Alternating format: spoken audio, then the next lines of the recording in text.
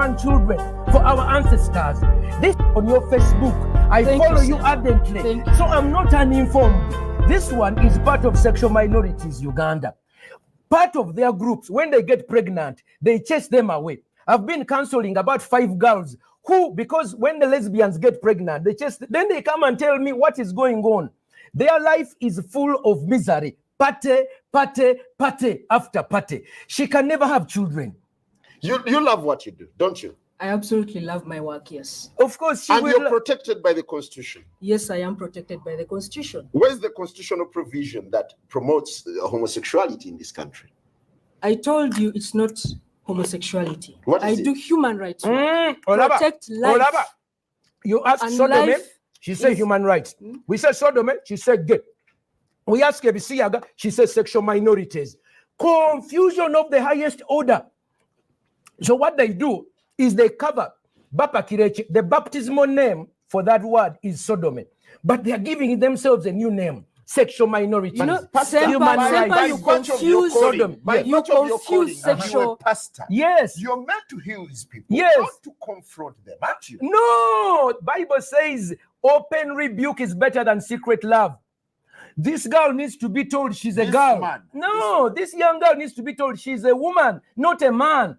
The longer you continue on addressing her as sa. Now otandika okulimbibwa uno mwana muwala. Era singa manyi n'ab'ekika kye. What tribe are you, by the way? Olaba tamanyi na ggwanga lye. What clan are you? Tachimanyi asirise. Do you have fathers and grandfathers? Of course it does.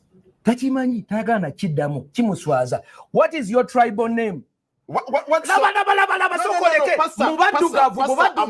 Yes, in the black people, we have ancestors and descendants. The living today provide grandchildren for our ancestors. This young woman is denying her members of the family a chance to have children.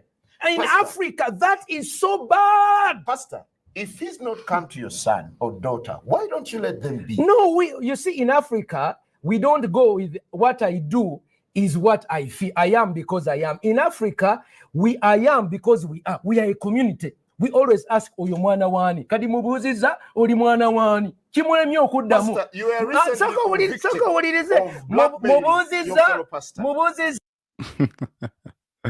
Man, anyway, man. Shout out to you guys. Oh, what? They're saying BBL Bailey. What is going on? What are we doing here, man? What are we doing? What are we doing? Let's see this right here. Chemistry can grow, but tell me this, why won't women will say yes to a date to a man who they don't find physically attractive to see if there's a connection and if chemistry can grow. But tell me this, why won't men even say yes to seeing the potential of going on a first date with a woman if they don't think she's physically attractive? Single men, I really need you to explain this to me because there are so many incredible women who can't even get their foot in the door to meet you, to enrich your life, to be your future partner because you don't find them attractive enough. Explain it to me. Women will say, oh, Lord. We'll probably go over that later. Oh, man. We'll probably go over that later.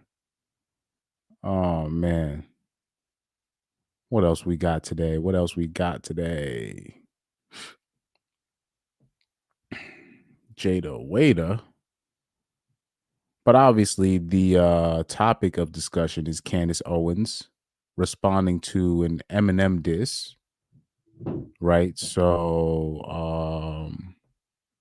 let's put this on full screen. Because I don't even know what happened. I just saw this trending on Twitter. I was like, okay, let me do a live real quick on it. Let me do a live real quick on this one. All right. What we got? We could probably bring up some of the stories on this. Let me see. Candace Owens, Eminem. Let me see what comes up. News about Candace Owens and Eminem. Candace Owens fires back at Eminem over diss track on new album. Candace Owens tells Eminem to hang it up on response to Lucifer. Oh, so I guess the song is called Lucifer. And I guess Candace Owens' her name got brought up by Eminem. Okay.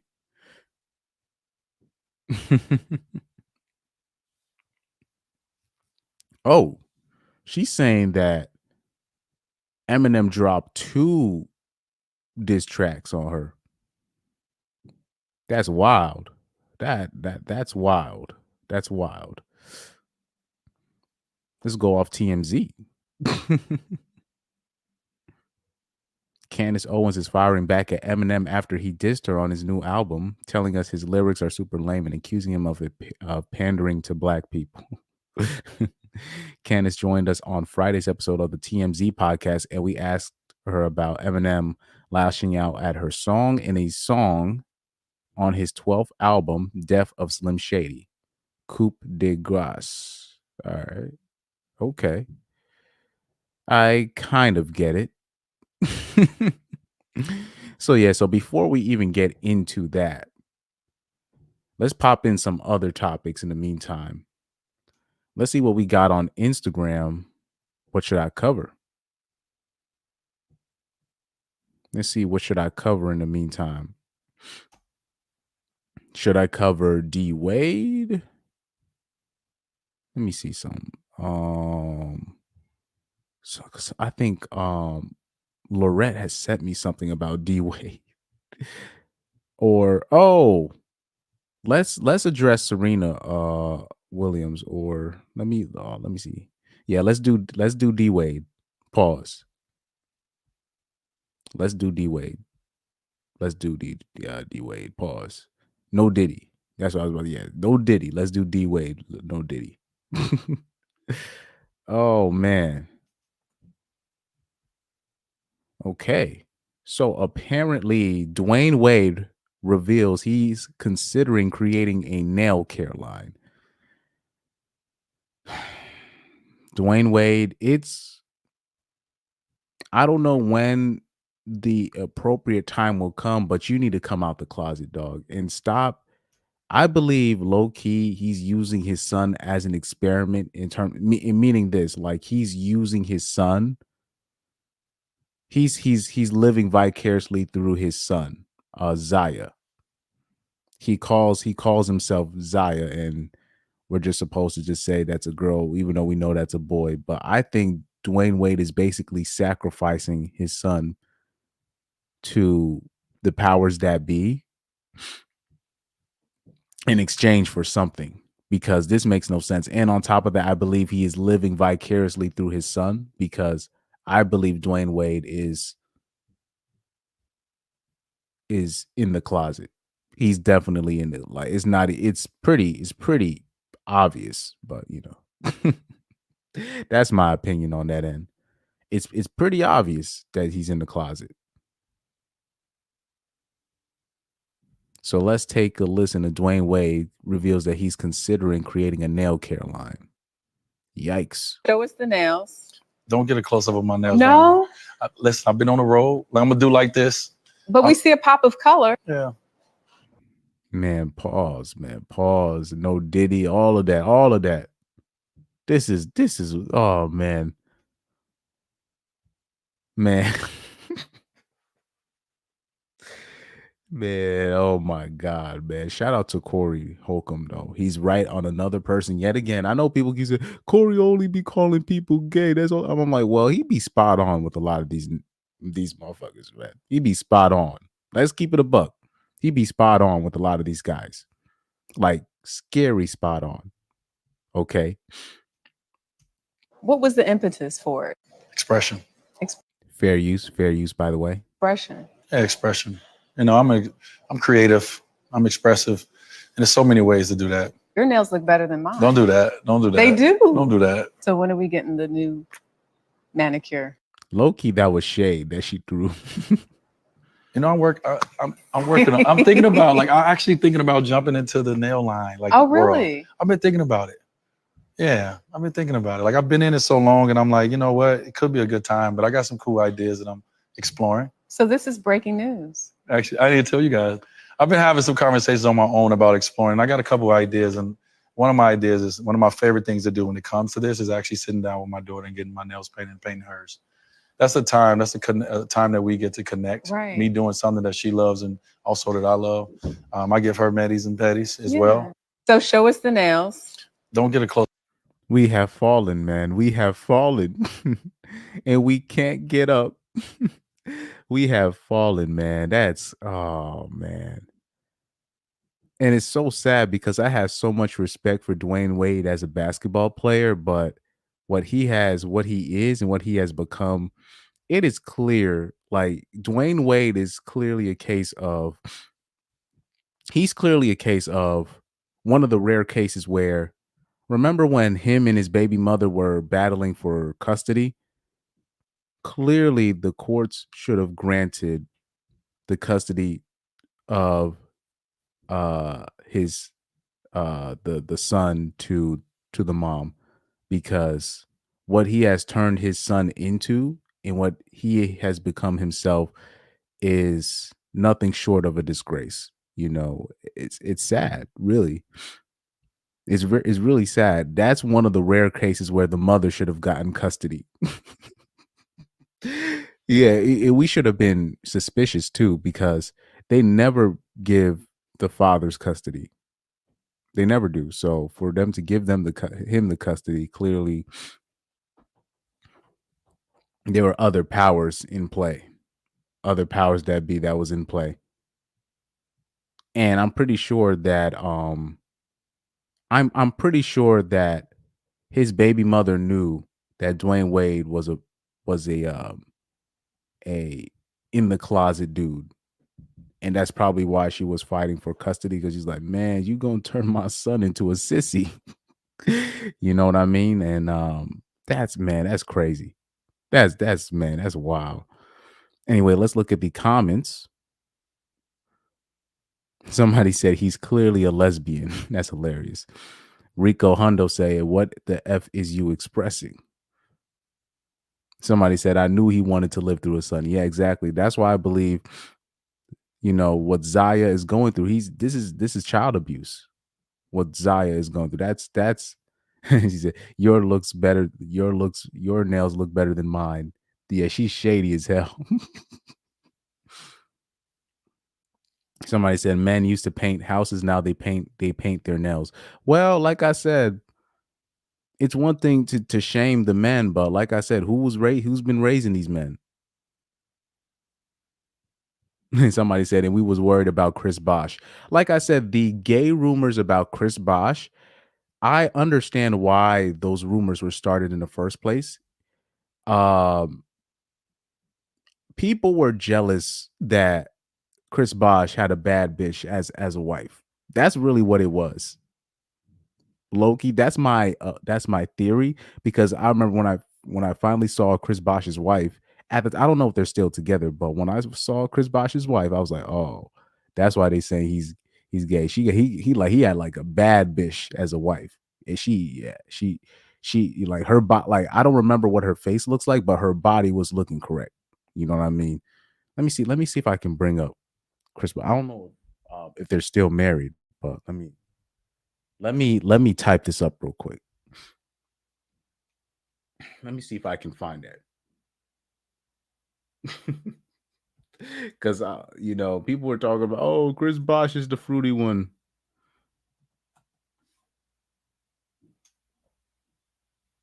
Yeah, his wife was looking correct. Oh, it's good to see they're still married. Oh, like okay, this is the problem. Okay, I want you guys to take a look at this. This is the problem I have with this, right? So, say if I was like because I'm 5'7", right? Now, if I came here at 5'7" with a midget, right? That was like, she was like 4'5", right? Or 4'3", or just 4 feet tall, right? People would say, oh, I'm a weirdo, I'm a creep. Well, what do we say about like these women that be 5 feet tall or 4'11" or 5'1", 5'2", and they be with guys that are damn near 7 feet tall? What does that make that? I mean, isn't that the same thing? Like, isn't that the same thing? She's 5 feet tall, if that. And Chris Bosh is like 6'10, 6'11. But that's okay. You know, that's okay. But I can't I'm just saying, like, if a dude I remember it was a dude that was like around 5'5" that I know when I was working at a particular spot, and you know, his baby mother was a small person, right? A midget, right? She was about what 4'2", like 4 feet tall, around there, 4'1", 3'11", or 4 feet. But I'm like, well, no. Actually, no, she was a little bit bigger than that. She was like 4'3", from what I remember, and people were making fun of that. But I'm like, well, he's 5'5", she's like 4'3". But then you'll see a guy that's like 6'8" with a woman that's like 4'10", 4'11", and y'all act like there's nothing wrong with that. And it's like it's actually worse. The size difference is damn near like these guys will be 7 feet tall and their girl will be 5 feet tall. And nobody sees anything weird with that dynamic. Anyway, but yeah, shout out to let me see if I can bring up them pictures from 2013. Them beach pictures. Let me see. 2013 beach photo. Yeah, because I remember when people started seeing them beach photos, when I started where we started seeing what she really looked like, we're like, oh, she looking correct. Okay. Everybody was like, I see you. But I understand you. Basically, you're like, oh, I understand why people were trying to say, oh, you gay and all this stuff, but they were just really jealous of how his wife looked. Like, yeah, his wife be looking correct. You know what I mean? Like he legit had a baddie, but like a small baddie, right? Chris Bosh was just like, F the genetics of my kids. This is what I like. Oh man, that's crazy, man. That's crazy. Shout out to Chris Bosh and his taste. Let's see. Let's continue to go through the comment section. He said his son has helped him be who he always wanted to be. Somebody said him downstairs, preferred. That's that Bernie Mac joke. Him downstairs. That's brilliant, man. That's great. That's awesome. Somebody said, man, what the hell did Gabrielle Union do to D Wade? Somebody said all fruits, no vegetables.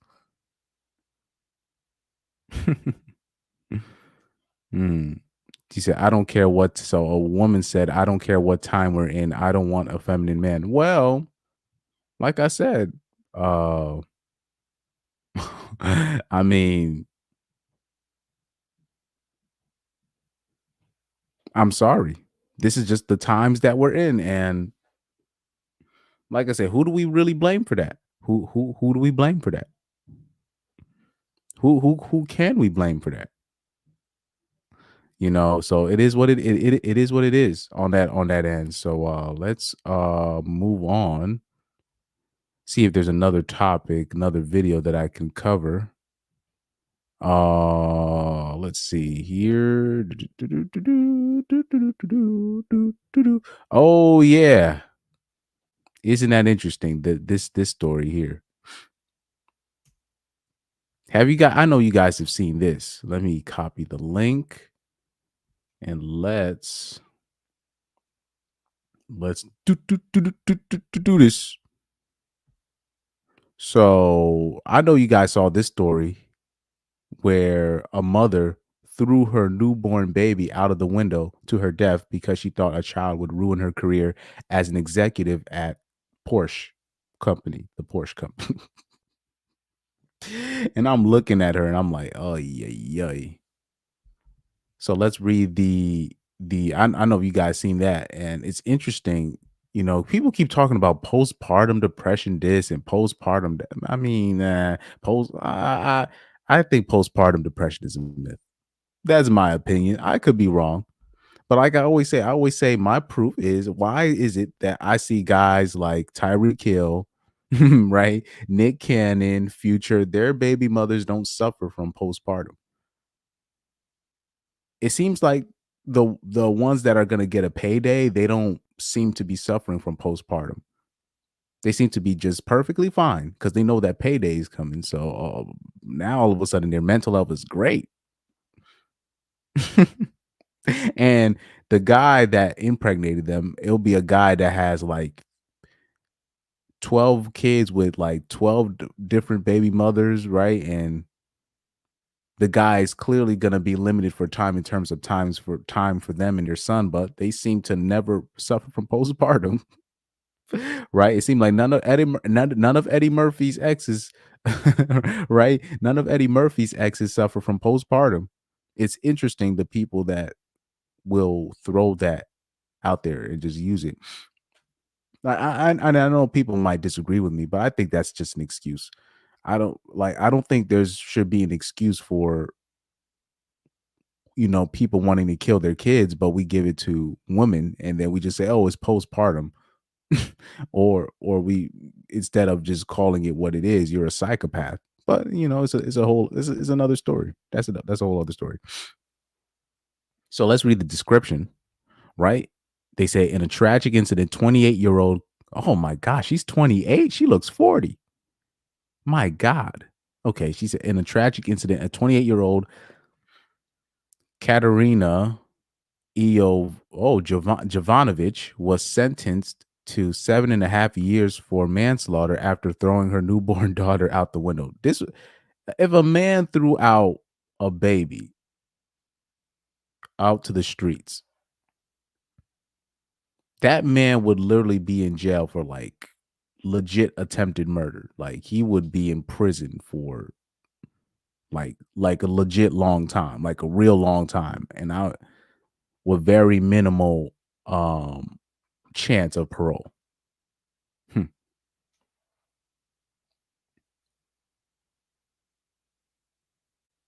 Jovanovich, a lawyer for Porsche, believed the baby would harm her career.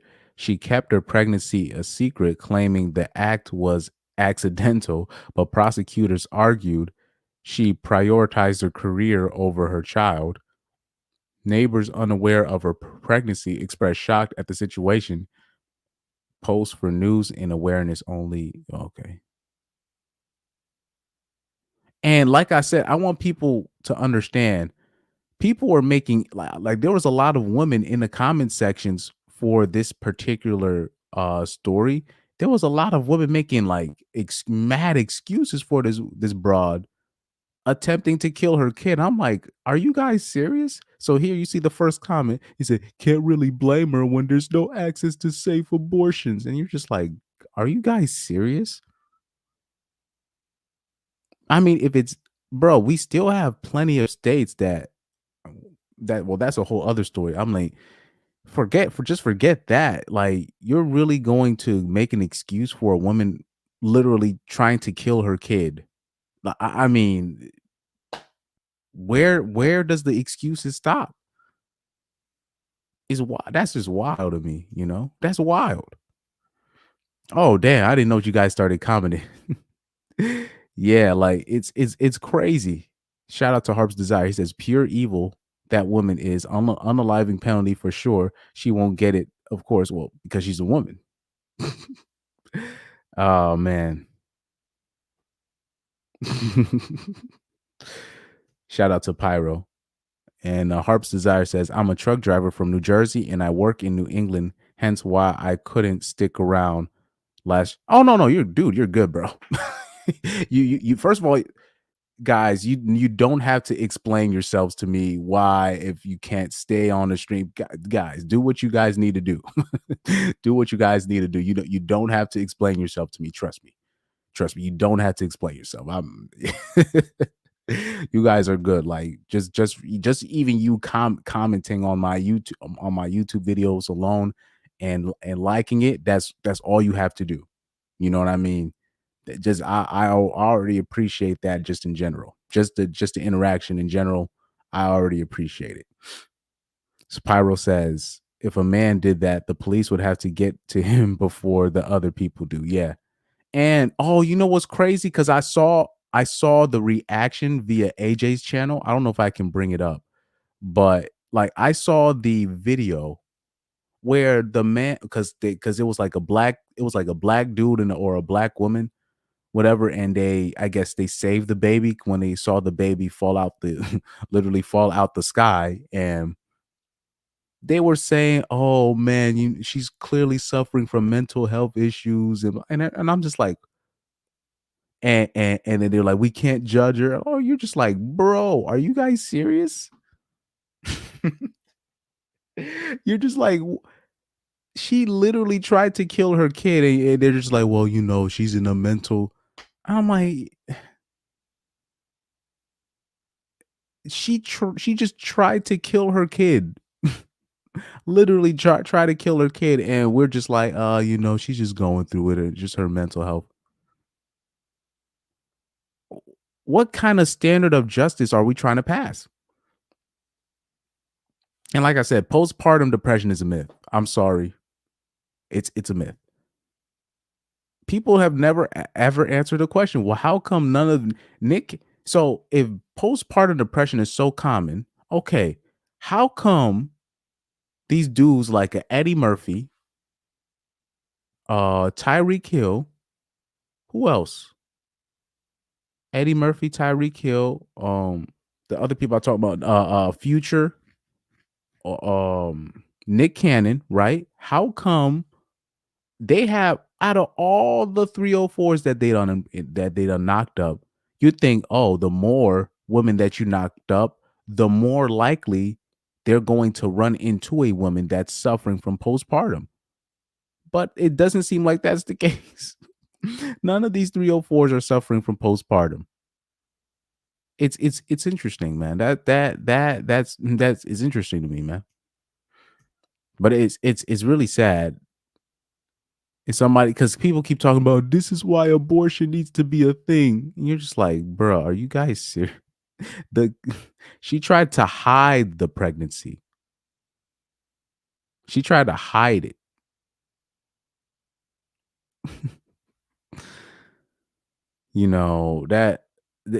Somebody said 7.5 years, people committing fraud can go to jail for longer than that. That's about to say, you could go to jail for fraud for longer than 7.5 years, and she gets 7.5 years for an attempted murder. I mean, somebody said 7 years for killing a baby. Wow. And this is where, okay.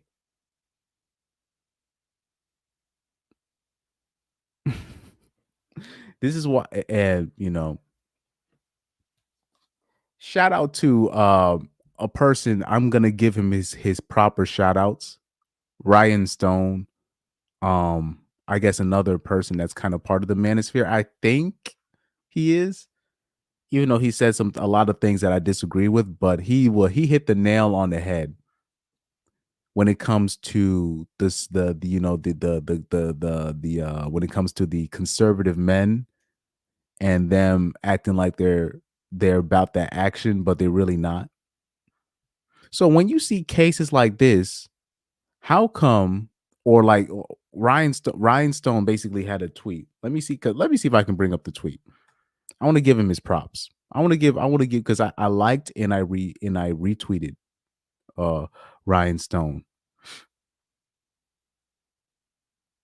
Let me bring up to see if I can bring up the retweet,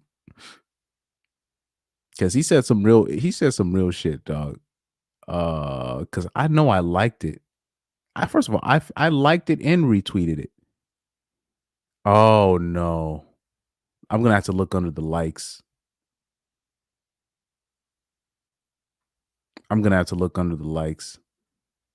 Because Ryan Stone, he said some real spill, particularly what is regarding the trad cons, because a lot of the trad con dudes,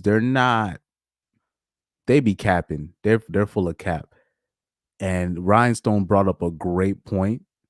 And most people might look at it as like, the conservative normies are going to look at it as, oh, you're anti-gun, you try to take away my gun. But I didn't see it as that. I gotta see if I can find that tweet, because Ryan Stone, he hit the nail right on the head with it. Oh man, I might have to actually go on his Twitter to find it, because we need to start, because like women will do stuff like this, and then why is it that the trad cons are not really up in arms where when it comes to women killing their kids? Not as much as you think. So we'll literally, like, trad cons will literally say abortion is murder. So I'm like, okay, so why? So if you really believe abortion is murder, these women that commit abortion, why don't we take it even a step further? Why don't we charge them with murder one? Well, I'm like, so you're basically on their boat. You're basically on their side as well. You're no different than them. Because if you really believe it's murder, you should take it even that step further. Be like, okay, anybody that commits abortion, that is murder one. That is attempted murder. You will go to jail you will be locked up in prison for a significant amount of time. This is murder one. But like I said, they don't even really believe that themselves, because the trad cons, what they like to do, they like to virtue signal just as much as the libtards. Virtue signaling, trying to make themselves look good in front of bitches. That's what they do. Oh man, I don't think I can find it. But I know I would have sworn I retweeted it because I actually wanted to give him his props. Because he really said some real spill that I had to give him his propers. Let me see. Please be there. I'm really trying to find that tweet. I'm on a mission. I'm gonna find that tweet. Problem is, if you like way too many things and you retweet a lot of stuff, it's not.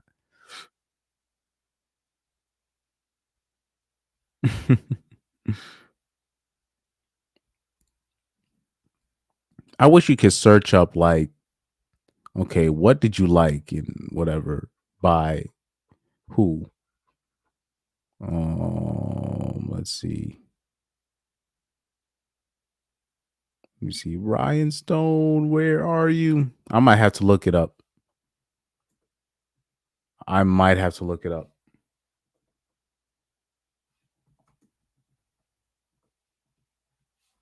There you go. Ryan Stone, the Canadian.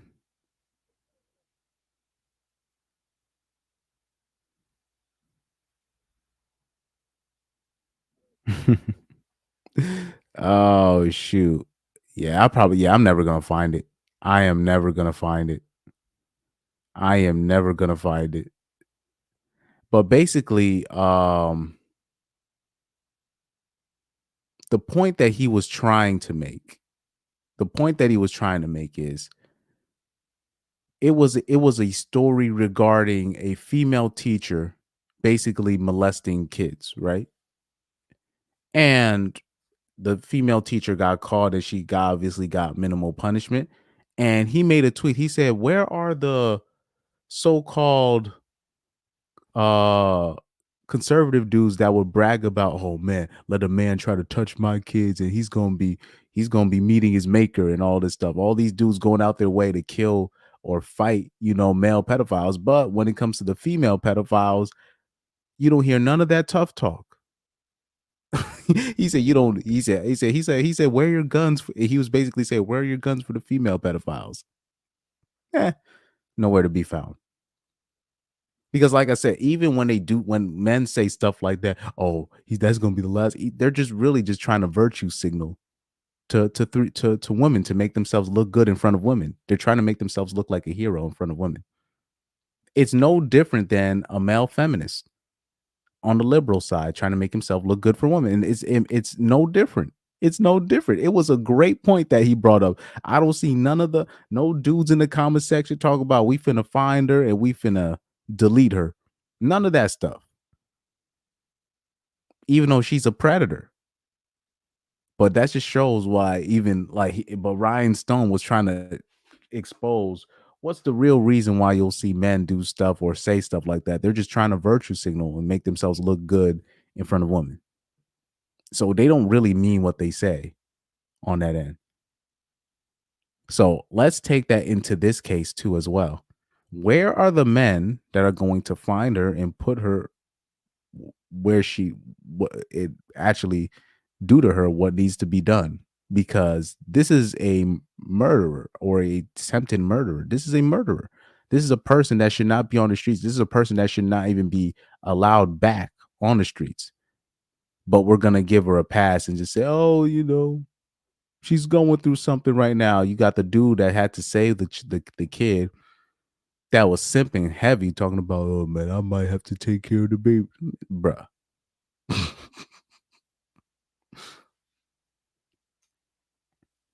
Because you see, like, most of the comments is them talking about, oh, this is why they need to make abortion available. I'm like, are you guys serious? Like,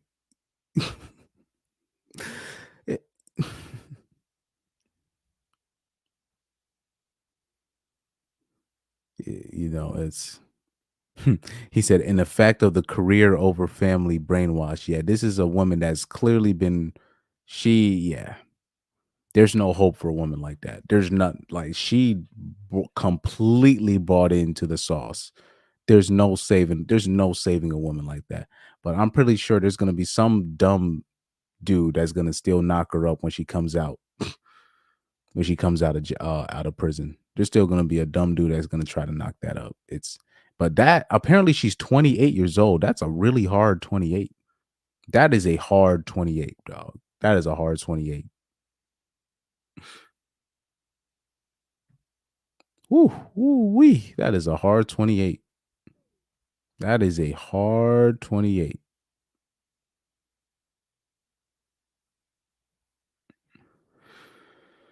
Let's see.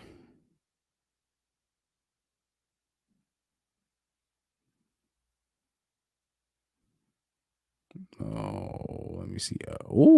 I like this GIF. Hold on for a second. Let's see if can I make this GIF full screen? Oh, I can't. Akira. Akira. Leave me alone. Dow.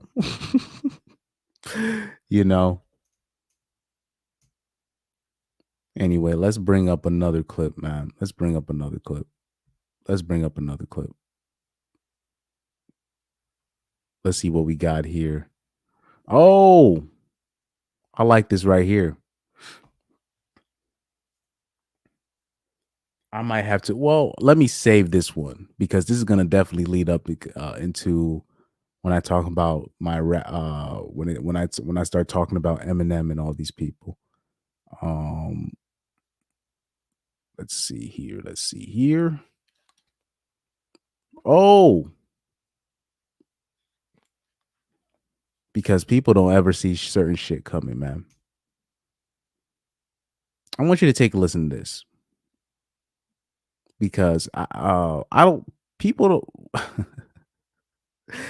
been saving this story for almost a year, but I've never really went through with this story right here. So here, this is from the US Soccer Plus Instagram page. This is an American woman, a female soccer player, right? Who is she's Guatemalan American, right? Her mother is Guatemalan. The father is American. Okay. We're going to show her, we're going to read the description right here. It said Guatemala called up many Guatemalan Americans for training camps ahead of the Women's Gold Cup qualifier versus El Salvador this month. This happened about this story is from like 5 months ago, guys. But among them was teenage sensation Marisol Stosic, born and raised in Idaho, to Guatemalan mother and American father. She speaks fluent Spanish and said her family cried after her call up to Guatemala national team. Stolcich has been part of U.S. Olympic Development Program ODP for years and plays in the Elite Club's National League. The striker has been making waves in the Idaho soccer scene and also maintains 4.0 GPA in high school. Getting her would be a huge boost for Guatemala. She says, "I'm very happy to be here and thankful for being given this opportunity," she told Tercer Tiempo GF. "My family is so proud of me. They even cried when they heard the news. Whoever wins from Guatemala versus El Salvador will be in a group with Canada, blah, blah, blah, blah, blah, blah, blah." So most of the comments, damn, she cute. Right? And, most people are just like, oh man, she cute and all this stuff. But this is where people miss the boat here. Notice in this story, American father, Guatemalan mother. I don't know if people are realizing this pattern where you're seeing a lot of these kids growing up in these programs. They'll have an American father, but their mother is of a different nationality from a whole other country. And when those kids grow up to a certain point, Naomi Osaka, another example, right? 3 women on the Philippines women's soccer team. All of them have black fathers, Filipino mother. They end up when they hit a certain age, and when it's time for them to make a decision what team nationally to represent, they don't pick America. They pick the nation of their mother. Now, and the fathers will be okay with it. They're okay with it. Now, to me, this is bad news, because I've been noticing this, especially when I saw the World Cup, and I saw Philippines with these half breeds on their team. Philippines women's soccer is not supposed to be winning no games in the World Cup. They won a game. They had 3 girls on that team, all of them American fathers and Filipino mothers, right? A lot of dual national citizenships on a lot of these teams, like Switzerland, who else? Where the mother, they're representing the nations of their mothers, not the nations of their fathers. This is really unprecedented, because people think it's just going to stop at soccer or it just stops at sports. No. Imagine when wartime starts happening. And you got all these dual people, you got all these American dudes that want nothing to do with American women. I'm talking about they want nothing to do with American women. Nothing. And I'm talking about they're so disgusted with American women. They want so much so that when it's time for their daughter or their son to represent a national team, or which nation do you recognize yourself other, and they could literally be living in America their whole time, but because their mother, they have so much of a respect for who their mother is or what the mother represents, they end up representing the nation of their mother.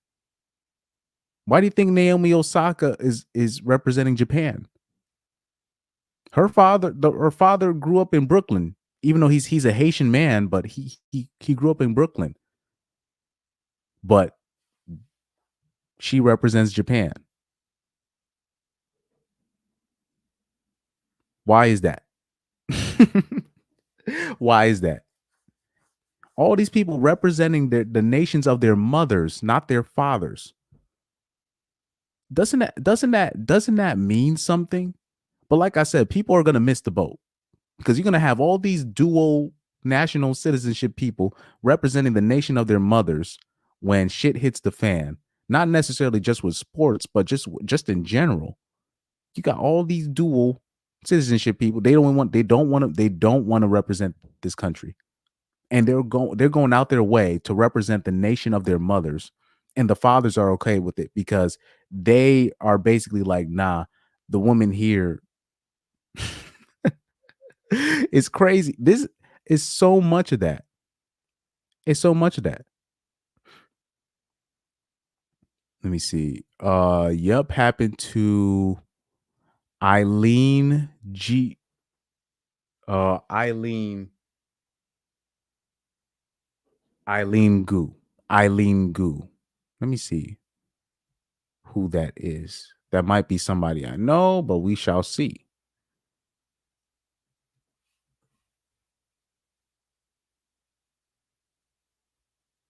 Oh, she's a freestyle skier. Born in the United States, she has competed for China. Interesting. So does she have what does she have? I'm going to guess. She don't tell me she had an American father and a Chinese mother. Don't tell me. Don't tell me.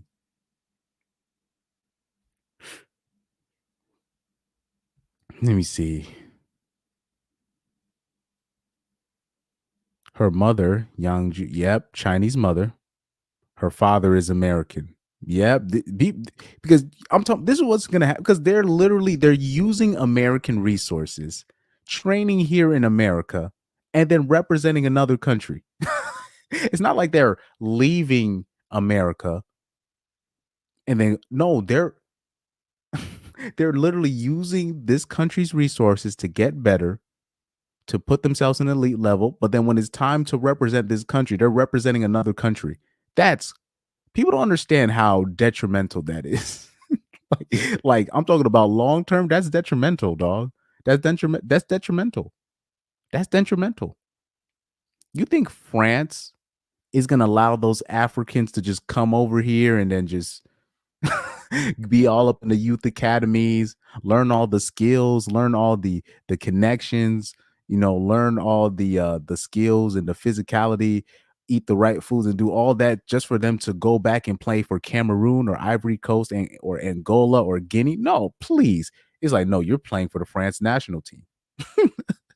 Please, you're not just going to use our resources to get better and then just go back and play for your for your nation. No, you're playing for France now. You speak French? Okay, that's good enough. You're welcome to France. Welcome to the France national team. People don't realize how detrimental this is. It said her dad was absent from her life, though. American dad, Chinese mom, decided to snowboard and ski for China. Uh-oh. Pyro said, I just finished mopping the floors. So Harp's Desire, I see Harp's Desire. Yeah, we on the same page. This is very detrimental. He says this actually has serious implications for national loyalty in terms of homeland security as well, not just sports. Exactly. That's the point I'm getting to. That's exactly why, because it doesn't just stop at sports. So I'll notice stuff like that, and I'll just be like, yo, this is wild. Because I was watching the FIFA Women's World Cup, and it was a whole lot of American dual citizens. I'm talking about kids that are actually good enough to play for America, and people just think, oh, they are only playing for a different country because they're not good enough to play for America. No, that's not true. That's not true. Trust me, that's not true. They're opting to play for their nation, and the father is probably encouraging that. If you have a group of American fathers that are encouraging their daughters or sons, whatever, don't represent this nation. It doesn't just stop at sports.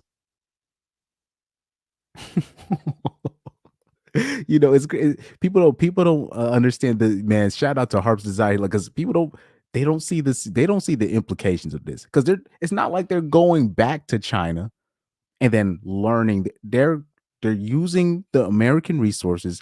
They're using the American money. They're getting using the American drugs or whatever to get better at what they need to do, and then they're representing another country. What? There's serious implications behind that. Shout out to Harps and Desire for expanding on that. He said it makes it easier for foreign governments to convince one of their mixed offspring to defect. Like I said, it's not going to just stop at sports. It's not going to just stop at sports. It's not going to just stop at sports. Because I would notice that, because I'm looking at Naomi Osaka, I'm looking at a lot of the especially the real famous half breeds, where they're opting to play for the country or represent the country of their mother rather than their father. So you're just like, well, there's really no fixing that, because like American men are they're just so first of all, American men are just fed up with America, just in general. And then not only that, American men are fed up with they are just so fed up with the women in America that they are just like, nah, fuck that. If their kid gets to a certain age and he starts having questions, because once they hit a certain age and then they get to have a choice, he's going to actually encourage the kid to represent the nation of the mother. This is not good. This is not good. That's an interesting Pyro had an interesting correlation. He said it's like fattening a chicken for a mongoose. That is an interesting correlation. That's an interesting way to put it. That is an interesting way to put it. That's literally what we're doing, where they're just staying in our system,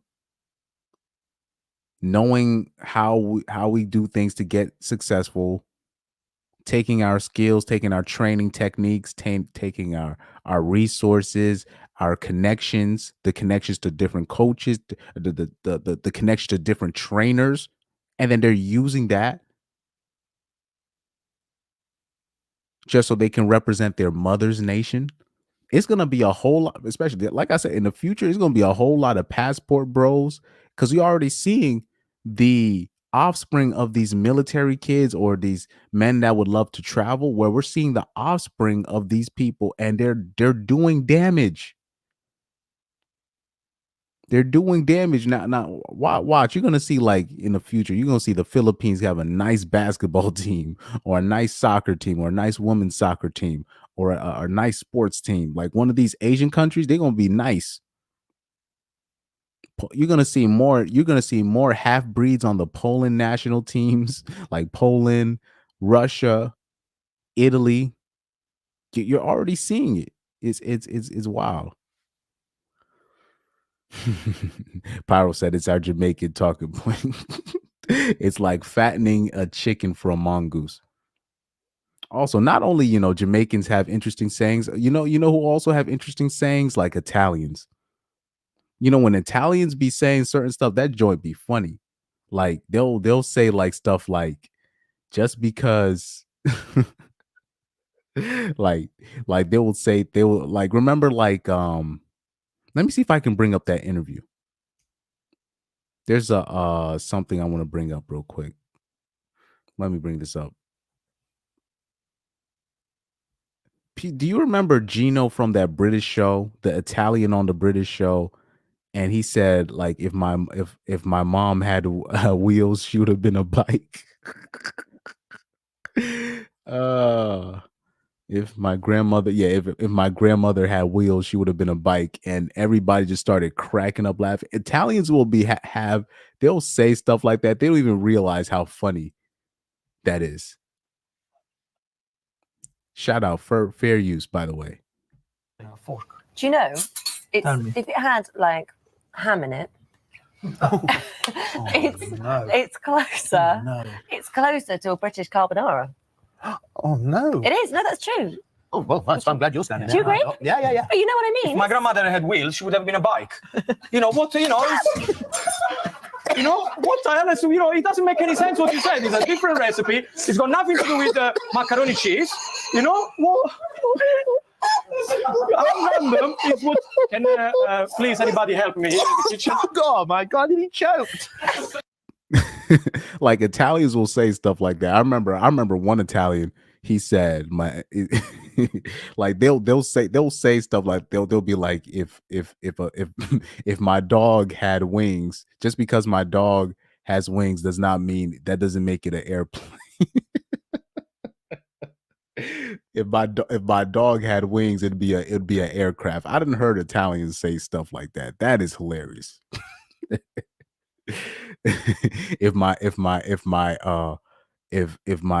was it I didn't heard Italians say stuff like that. They'll say this stuff and they don't even realize how funny that is. They don't even realize how funny that is. They say, first of all, they dying over there because bike to call a woman a bike is another way to call a woman a 304 in the UK. So he made the joke like 120 times funnier than it really is. Oh man. Pyro said yes, Italians do be telling the truth in a funny way.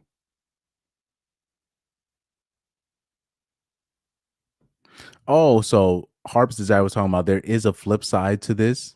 And that is true. He said people in their mother's countries might resent the fact that more mixed people are representing them. Well, for now, until they win a World Cup, till they start winning things for them. Anyway, for now, they'll resent them, and even if they do win things for them and make them competitive in certain sports areas and whatnot. But I'm just saying, once they start making certain contributions to their countries will start. People, the natives of the country, will start relaxing to them. That's how it usually works. So yeah, they might resent them for now until all of a sudden they start winning things for them. Like France, do you know how many French people, they really don't like immigrants, but they can't really outright say that because if without the immigrants, France would have never won the World Cup. They would have never won a World Cup. So it's a catch-22. There's plenty of French people that they don't fuck with immigrants at all. And they really want to stop what's going on right now, but it would be hypocritical of them to do that. And then at the same time, I'm talking about, do you know the French football stars that the French people like revere? Zidane, immigrant. Desailly, immigrant. Let me bring up the France 1998 World Cup squad. The World Cup winning squad. Let me bring France 1998 World Cup final squad. And let me bring up the images.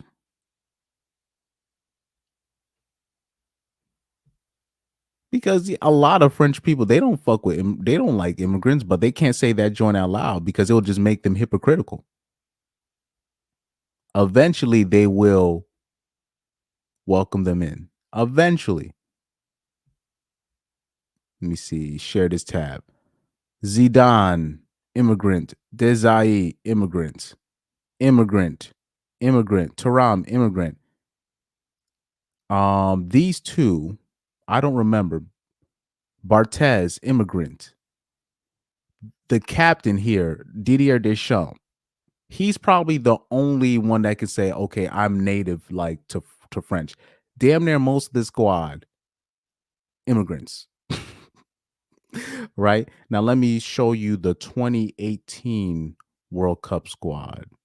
The World Cup, because I'm showing you the winnings. This is the team that won the World Cup in 1998.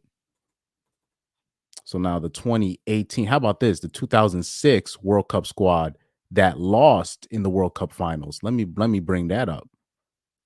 Let me bring up that team.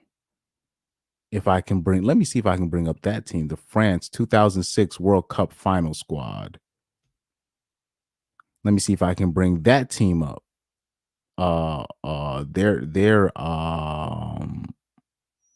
Their team photo.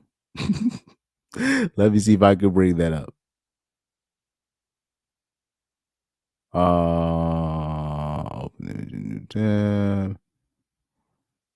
Right here.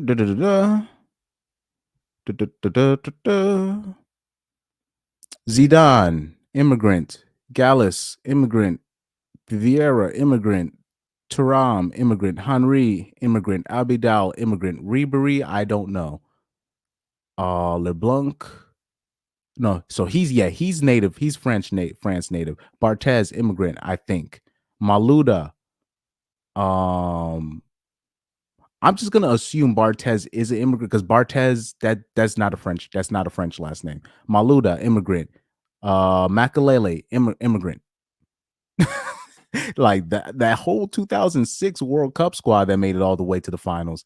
That's all immigrants right here. Like Zidane, I know that's Algeria. A lot of these are Guinea, Mali, all the, like, I don't remember necessarily the countries. Albidal, I think that's Ivory Coast. I could be wrong, but like a lot. And Thierry Henry, his parents, if I'm not mistaken, is like somewhere from the Caribbean, somewhere in the Caribbean.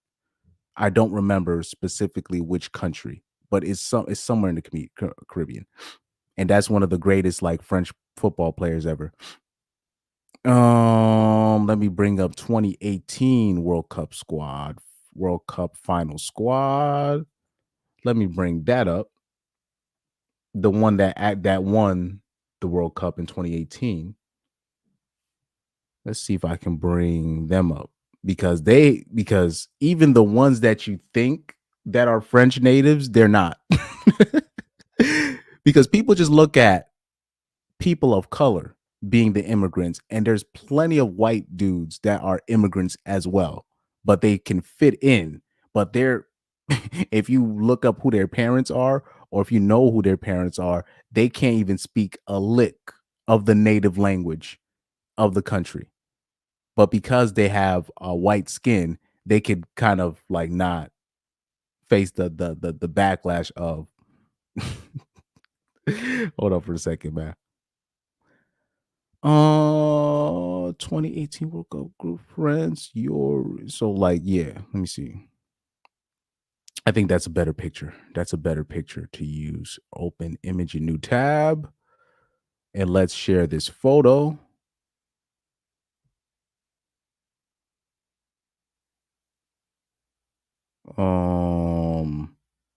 Okay. Pogba. If I'm not mistaken, it's either Guinea or Mali. He's really from. Umtiti, he's an immigrant. I forgot which country. Tio. So let me point out the white. So believe it or not, half of the white people that you see in this squad, they're immigrants. So Griezmann, he's a Spanish immigrant. He's a Spanish immigrant. Theo Hernandez, him and his brother Lucas Hernandez, they're Spanish immigrants. The only real French natives that you can say, oh, they're purely French, they're from France, is Pavard, Giroud, and Lloris. Only 3 players on that squad. Now, if those 3 were the best players on the squad, they would have never won the World Cup. I'm telling you that right now. Like, I'm not even trying to diss them. If it was Pavard, Giroud, Lloris as the best players on that team, they would even sniff the knockout stages. And I'm being nice. They probably wouldn't even have qualified for the World Cup if those were the best players. So right here, Pogba, immigrant. Umtiti, immigrant. Theo Hernandez, immigrant. And he was 19 at the time. Currently, Theo Hernandez is probably probably at his best, the best left back in the world. And I'm not over exaggerating. At his best, this player is the best left back in the world. And this guy's a Spanish immigrant. Anyways, Varane, immigrant. Giroud, is that's real native, French native. Mbappe at the time was the best young player in the world, and right now, currently the best player in the world. His father is Cameroonian. His mother is French. His mother is a Caucasian woman, a French woman, but his father is Cameroonian. Conte, one of the best midfielders that we've ever seen. Immigrant background. Pavard, he's a decent player. But he's a real French native, right? Matuidi, immigrant background. So like it's you know. Oh yeah, shout out to Garrett, man. Shout out to Garrett.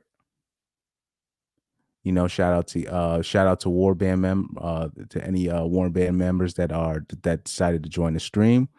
You already they're like, yeah, we know this is a Chris Mike stream where he starts going off on his soccer rants.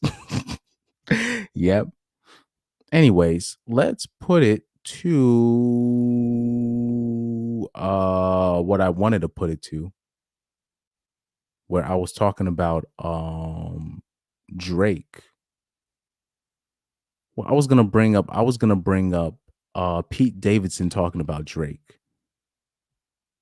Let me see if I can find that video, because I want to start getting on topic, because I want people to understand when you're dealing with rappers, right? Because you see how like Candace Owens is going to respond to Eminem and these people, and you know, people have they're talking about, oh, why is Candace Owens responding to Eminem? Well, people got to understand, when you're dealing with rappers, you're dealing with an actor. That's not really when you're dealing with these so-called rappers. They're not street dudes. They're not. They don't.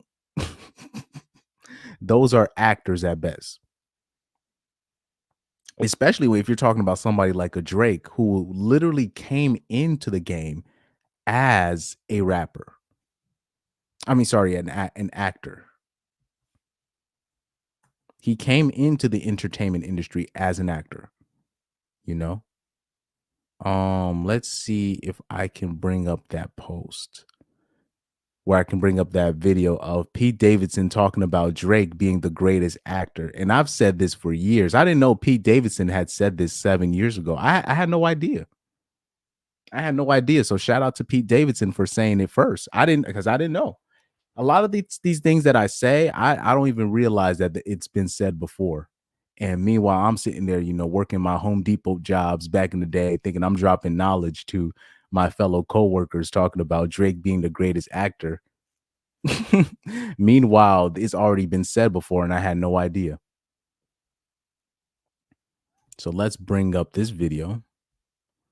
Let me see if I can actually go to the post. Oh shit, I messed up.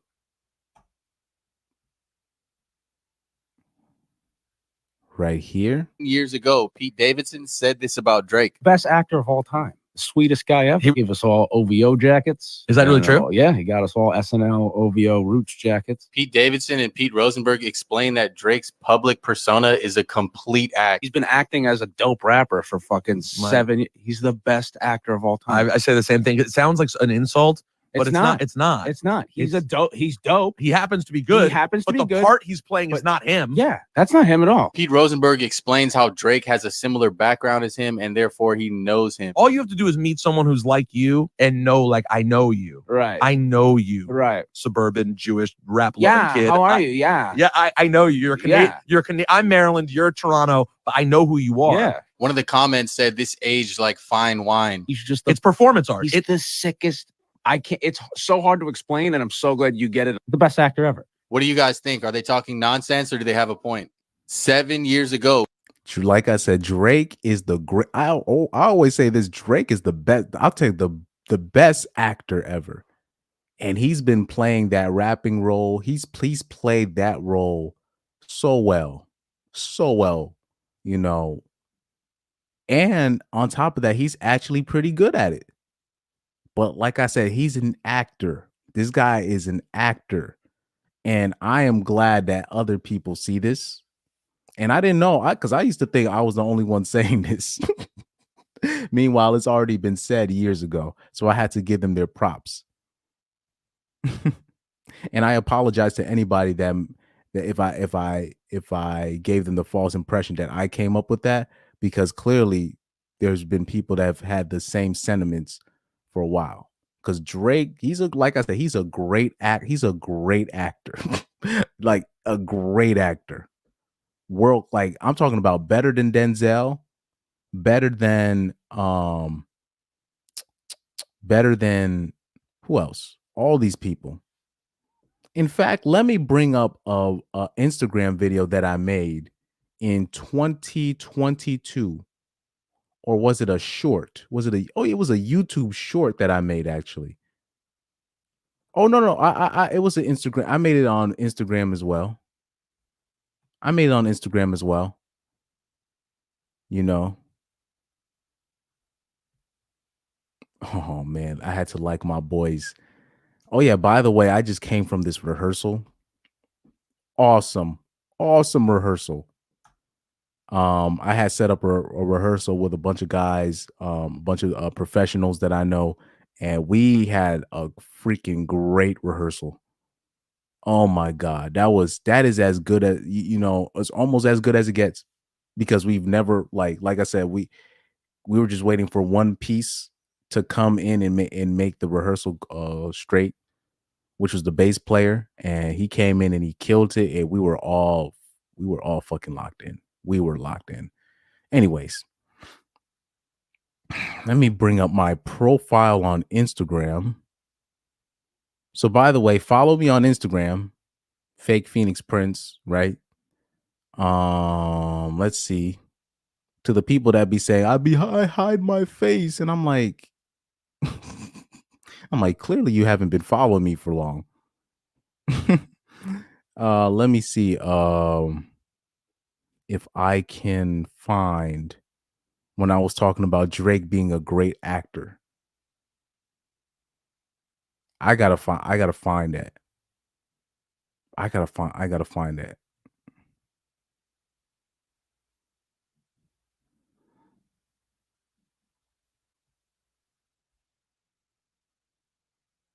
I still see. No, that's not it. That's not it. Let me see. Is it this? Nope, not that.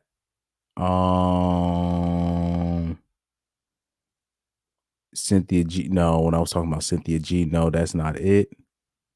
Jesse Lee Peterson, nope. Right here. Yeah.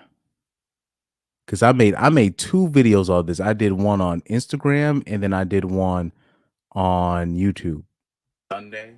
So we're gonna start off by saying the truth. The greatest actor of all time.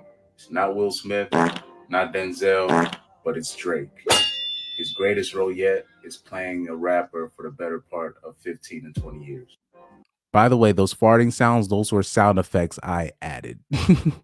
It's Sunday, so we're gonna start off by saying the truth. The greatest actor of all time. It's not Will Smith, not Denzel, but it's Drake. His greatest role yet is playing a rapper for the better part of 15 and 20 years. Okay, so I made that video 2 years ago. Yeah, 2 years ago I made this video. I made this video in 2022 or 2021. I'm pretty sure it was 2022 I made it. Yeah, I made that video in 2022. Yes, I did. I made that video in 2022. Let's bring up my YouTube shorts. My YouTube shorts page, my the shorts part of that. Let's bring that up. Shorts.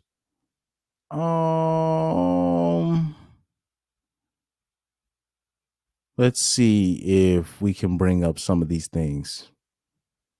Cuz I made the video in 2022.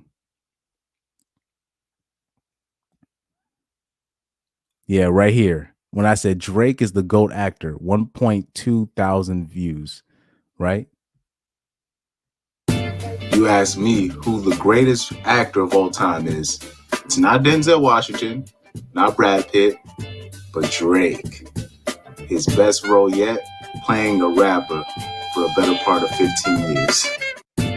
So I've been very consistent on this. You know, this is something that I've said for a while. You know, just to give you guys context, This is something I've been saying for years. And with these rappers, just particularly when you're talking about rappers in general, you can't take what they say and run to the bank with it, because most of them they're capping. Most 99 damn near 95% of the rap game, if and I'm being nice with that percentage, 95% of the rap game, they're capping. They're not really doing what they rap about.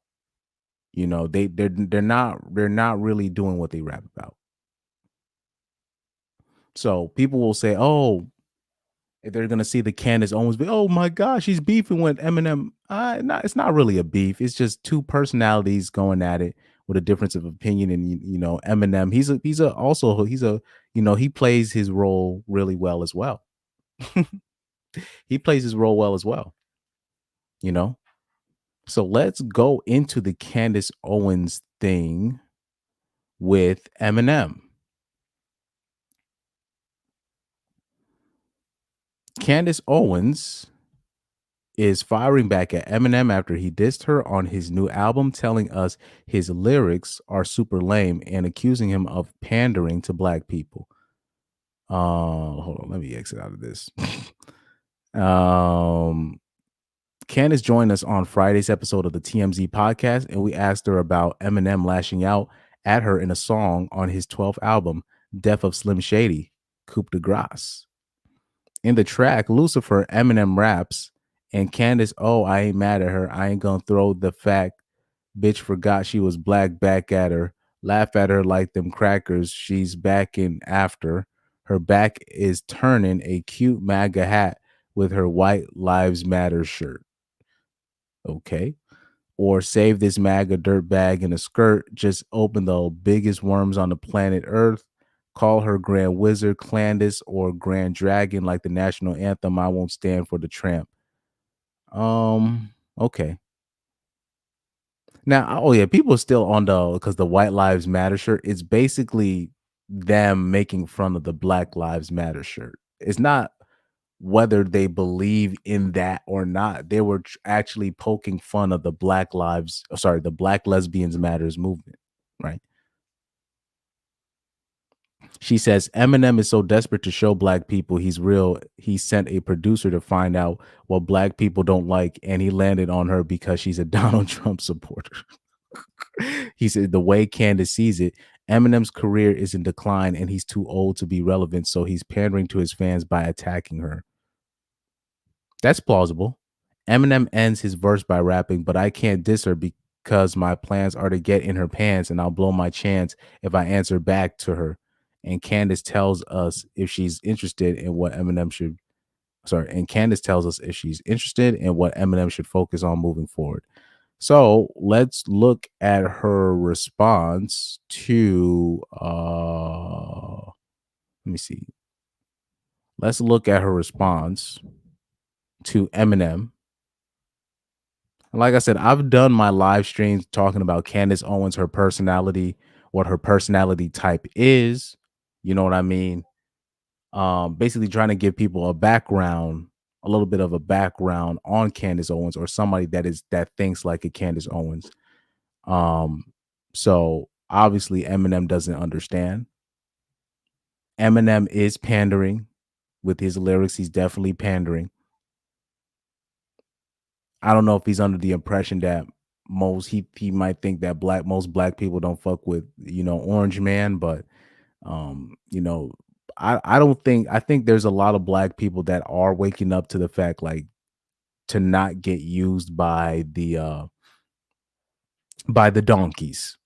We'll just put it like that. So shout out to Candace Owens. She's going to respond to Marshall Mathers. Because there's a lot happening here. First thing I want to say is Eminem is obviously a gay man. It's very sad that Eminem cleaned out his closet but never came out of his closet. But let's get to these lyrics. I'll read them to you. He writes or says or raps. And Candace O, I ain't mad at her.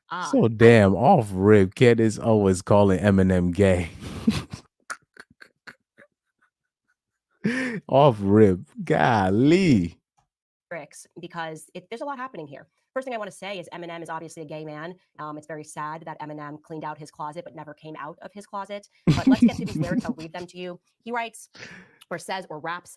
And Candace O, I ain't mad Fair at use. her. Fair use. I ain't gonna throw the fact BITCH forgot she was black at her. Oh, laugh at her like them crackers she's back in after her back is turned in a cute MAGA hat with her brand new White Lives Matter shirt. Haha, nope. Or say this MAGA dirtbag in a skirt just opened the biggest can of worms on the whole planet Earth. Call her Grand Wizard, yeah, Candace, haha, or Grand Dragon, or like the national anthem, I won't stand for the tramp. Why? But I can diss her, because my plans are to get in her pants, and I'll blow my chance if I answer back to her. Oh, but I can't diss her because his plans are to get in my pants. Ew, you disgust me. Okay, a lot going on here. I think first and foremost, I just would like to again remind people that he is in fact a struggling internally gay man, and so there's a lot going on. Oh Lord, here we go. On the second point, I'll say this though. The rainbow community, they disappoint me. The rainbow community, they disappoint me. Do you know anytime? Because like I said, Corey Holcomb will call certain people gay, right? And he will get all this backlash, or a man will call people gay. He will get backlash, but women can call men gay and use it as a diss with an impunity, and the rainbow community will not do anything about it. So it's not. I'm not saying that's a diss to Candace Owens. I'm just saying the rainbow community, they be picking and choosing when they want to show their wrath at certain people.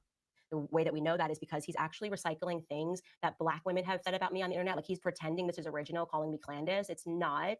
This is like he's just recycling the Black women that don't like me on the internet, have a lot of names for me, one of them being Candy O. So he's like watched what they're saying. And I guess someone who was listening to him in the booth was like, yeah, this is a good one. Yeah, drop. Yeah, and it's very possible that somebody did write that for Eminem. By the way, Eminem, even though he does write for a lot of people, Eminem does have some ghostwriters that he uses as well. A lot of your favorite rappers, guys, just to let you know, even including Eminem, even though Eminem does write most of his lyrics, but Eminem has writers as well. Eminem has writers as well. So he could probably be working with somebody that decided to add that in on him, and he probably did ask for help in terms of how do I diss Candace Owens. The beat, they're really going to like that. By the way, there's a second song he also dropped. This one's called Bad One, and the lyrics are this about me. Yeah, this whole subgenre with all these corny white rappers, I'm not a fan of it. It ain't my fault, but like sock puppets, I had a hand in it. This $1,000 in my hand is just like what Candace did when she turned her back on her own race, because I have abandoned it. Oh my, so cool. That's a tough one. That's so tough. The Black community is going to be going crazy. I don't think that's Shout out to Candace Owens here. And I'll say this, out of all the conservatives, it's sad that it had to be only Candace Owens that had the balls to call out a certain community for trying to flex their power, if you know what I mean, the small hat community. Shout out to Candace Owens for being the only one with balls. I'm talking about amongst the trad cons, amongst the trad con men and the trad con women, who I don't really like anyways, off rip, but I had to give Candace Owens her props to being one of the only trad cons that actually had the balls to call out the small hat community. Anyways, let me see. Hold on. Let me see. Somebody in the comments. Oh, shout out to Pyro. He said, already gay shaming him. Yeah, like I said, women will, dude, I've been seeing TradCon women on Twitter literally calling gay men the F word, and nothing's happening to their account. Even on Instagram, you're just like, wow, I didn't know you can even say that. So Prince Quao says, "You sick for saying Eminem has a ghostwriter? Does wild? Oh yeah, yes, Eminem, dude. Most rappers have ghostwriters, dog, including Eminem. Even though I believe Eminem writes most of his lyrics. Don't get me wrong. I believe Eminem writes most of his lyrics. He's one of the rare ones where he does write most of his lyrics, but." Dude, there's plenty of bars that Eminem has spit. It's been written for him, dog. Trust me. Like trust me. I know how the industry works. Eminem also has writers as well. You think like, okay, when you go to these award ceremonies, right? And you see the comedians saying their bits, or you see the comedians saying their bits in a roast, like they'll have a roast, right? You think all those comedians are writing their jokes? No, it's usually like one or two or three writers, and they wrote the jokes for the comedians in the roast, and then they repeat the jokes. The joke that Chris Rock got in trouble for, when he called Jada Pinkett Smith G.I. Jane, that wasn't his joke. Somebody wrote that joke for him. That doesn't make Chris Rock less of a comedian. It's just for that specific. When it comes to those specific ceremonies, there are things written for him. So the same thing goes for rappers. Most rappers don't write all their lyrics. They don't have, first of all, a lot of them don't even have the time for that. Second of all, most of them are not even talented enough to be like, it's very few legends where they can legitimately say, I wrote all my lyrics.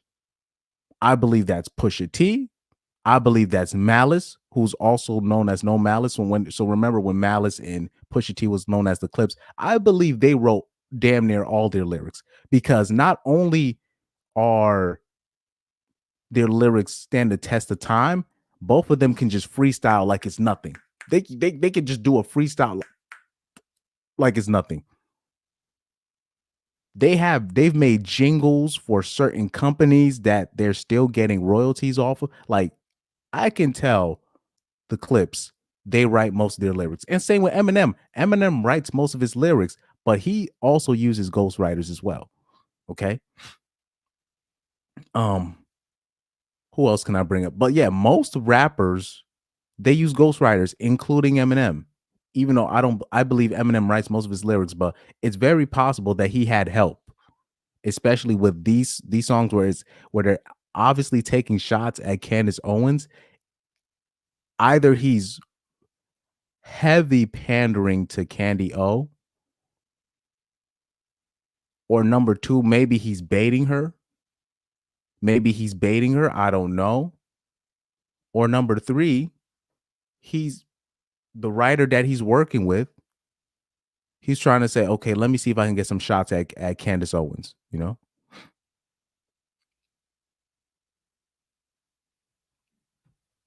So Anthony Flores says the fact that she responded so fast with that diss, less than 24 hours, she is bothered about it. Well, Eminem literally called her out by name. And so if she doesn't, and like Candace Owens, she has a show like every other day. Like, she has an internet show. So if she doesn't respond to it, you're gonna say she's dodging it. But now that she's responding to it, now you're saying that, oh, she's bothered by it. I'm like, so you're not even gonna give her chance to win. So if she doesn't respond to it, you right away, you're gonna say, oh, she's stalling. Or why you're gonna be the same person all up in her chat, or somebody like you all up in her chat, literally spamming, Eminem said this about you. So you should really be thankful that Candace Owens gave the people what they wanted, a quick response. You should actually give her props for responding as quickly as she did.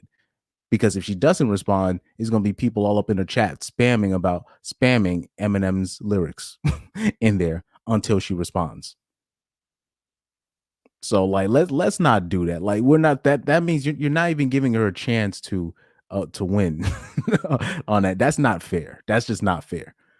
Okay, yeah. Shout out to Pyro. He said yes. They would have called her a Dodger. They would say, oh, you ducking her. You ducking Eminem smoke. Even though she doesn't have to respond, her responding is just helping guys like us. She's really just feeding the media streets, the YouTube streets. You know what I mean? Just by doing that response. And on top of that, she has an internet show, so she's always gonna. And it's not like he hid her name or gave her a different name. He literally called. She literally got called out by Eminem. So of course she's going to respond. And now you're gonna say, "Oh, she responded too fast." That means she's bothered by it. So first of all, is she not allowed to be bothered by that? Like, I mean, bruh. So what if she's bothered? If you think that she's not allowed to be bothered by it, and she's responding too fast. So because she's responding too fast, that means she's bothered by it, bruh. You're not giving her a chance to where she can come out with a W in this situation. Come on now. Let's be fair here. Let's be fair. Let's be fair. Let's go back to the video. Let's keep playing. Gonna happen at all. Actually, I'm doing this because I want to help him go viral, because this is sad. This is very sad. I want you to feel sad for Eminem, because this is just not the way for someone's career to go down the drain. And I want us all to do our part to help make Eminem relevant again, at the very least. And he can be relevant just by me speaking about him. He understands that. By the way, I did TMZ earlier, and they were asking me, like, you know, in part, though, aren't you honored that someone who's recognized as the greatest white rapper of all time is dedicating all this time to you? And I said no, because it would have meant something if he was at his prime.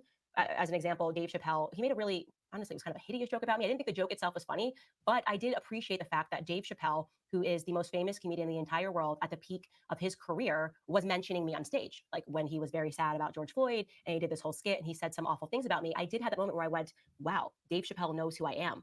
This is not that with Eminem. He is not at the peak of his career. He's at the end of it. His career should have ended like 15 years ago, and he keeps going. And so this is not a rapper that's at the top. He's actually doing he's going through a strategy that a lot of new rappers do, where they find out who is the big rapper and they start a beef, right? He's like, oh, nobody knows who I am, so I'm just going to start a beef with Candace Owens. And he's just fading out of the American mindset entirely. So this is what he's come up with. And I want to say this. It is possible that Eminem is baiting Candace. I don't know if he has dirt on her, or maybe he has dirt on her husband. This is where I have to be fair myself. Why is Eminem calling her out now? So I mentioned the writers, right? All three things that I mentioned could be all simultaneously true. All of these things could be true at the same time. Meaning, yes, Eminem could have had help writing those disses about Candace Owens, you know, and what little research that he does on her. And number two, he could have dirt on Candace Owens, or maybe she has dirt, or maybe Eminem has dirt on Candace Owens' husband.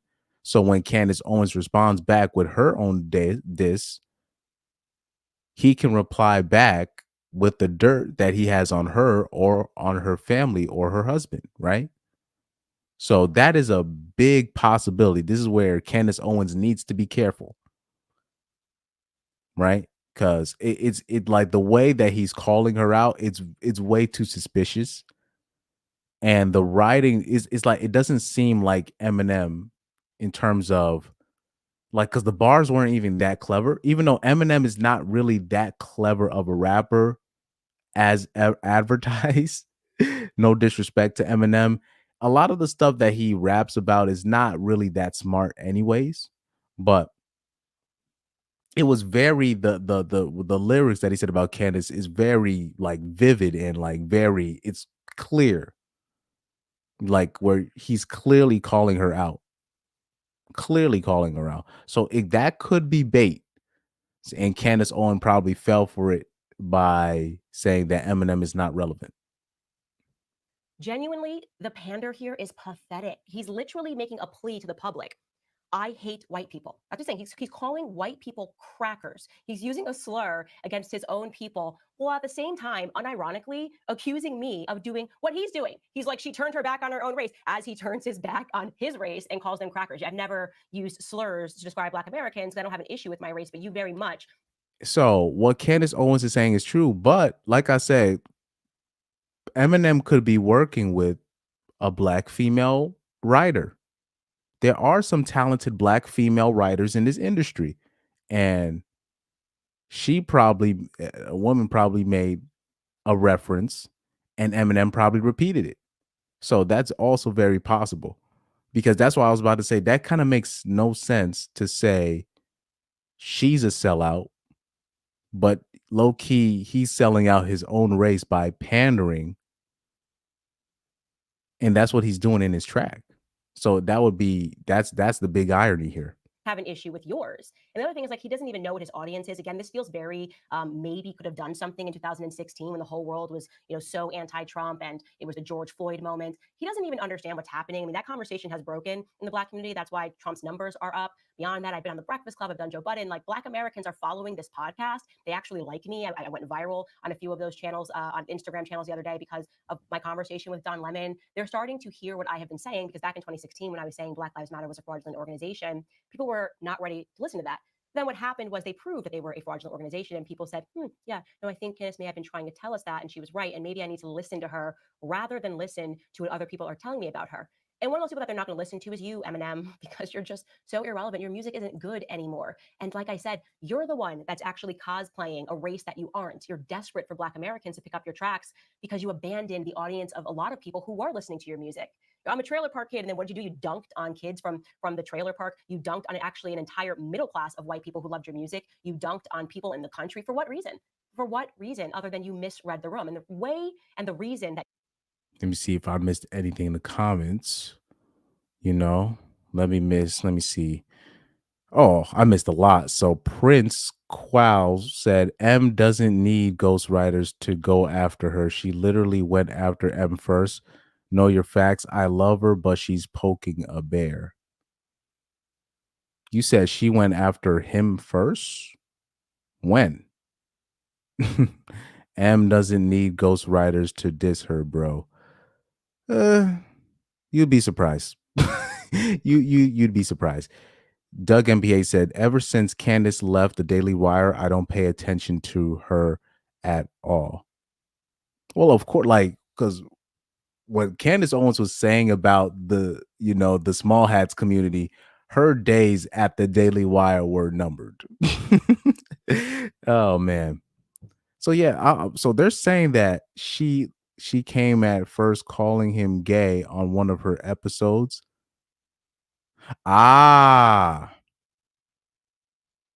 Let's see.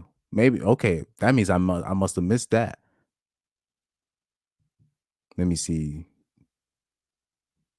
So Prince Qual says she literally came after M first, calling him gay on one of her episodes. So she's bringing the heat on herself. And shout out to Doug MPA with the $1.99 super chat, man. Do I have that sound bite? Let me see if I got that sound bite, the money sound bite. I should have that money sound bite, but I guess I don't have it. That's crazy. I thought I had the money sound bite.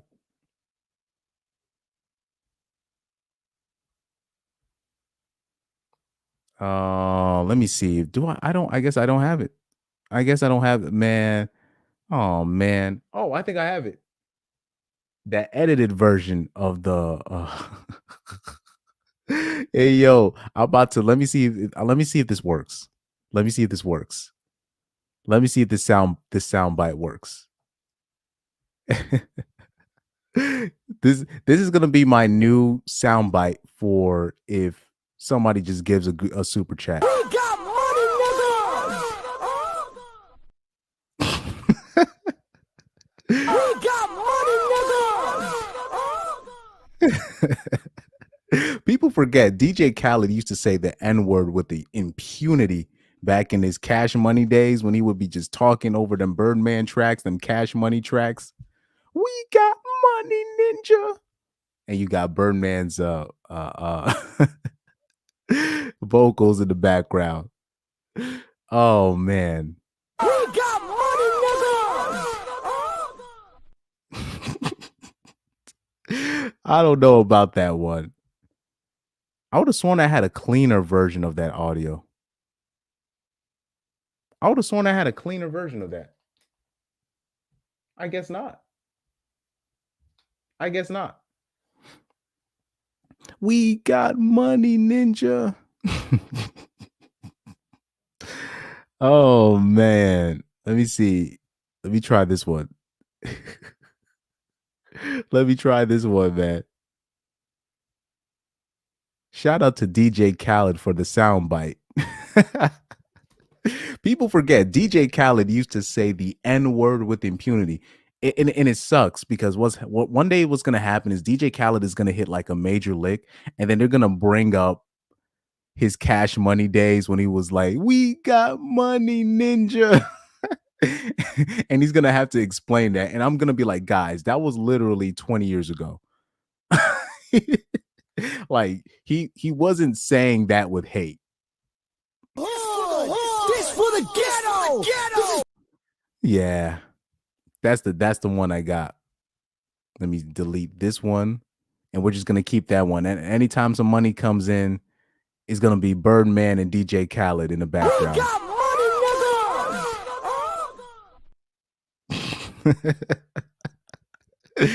Hey yo, man.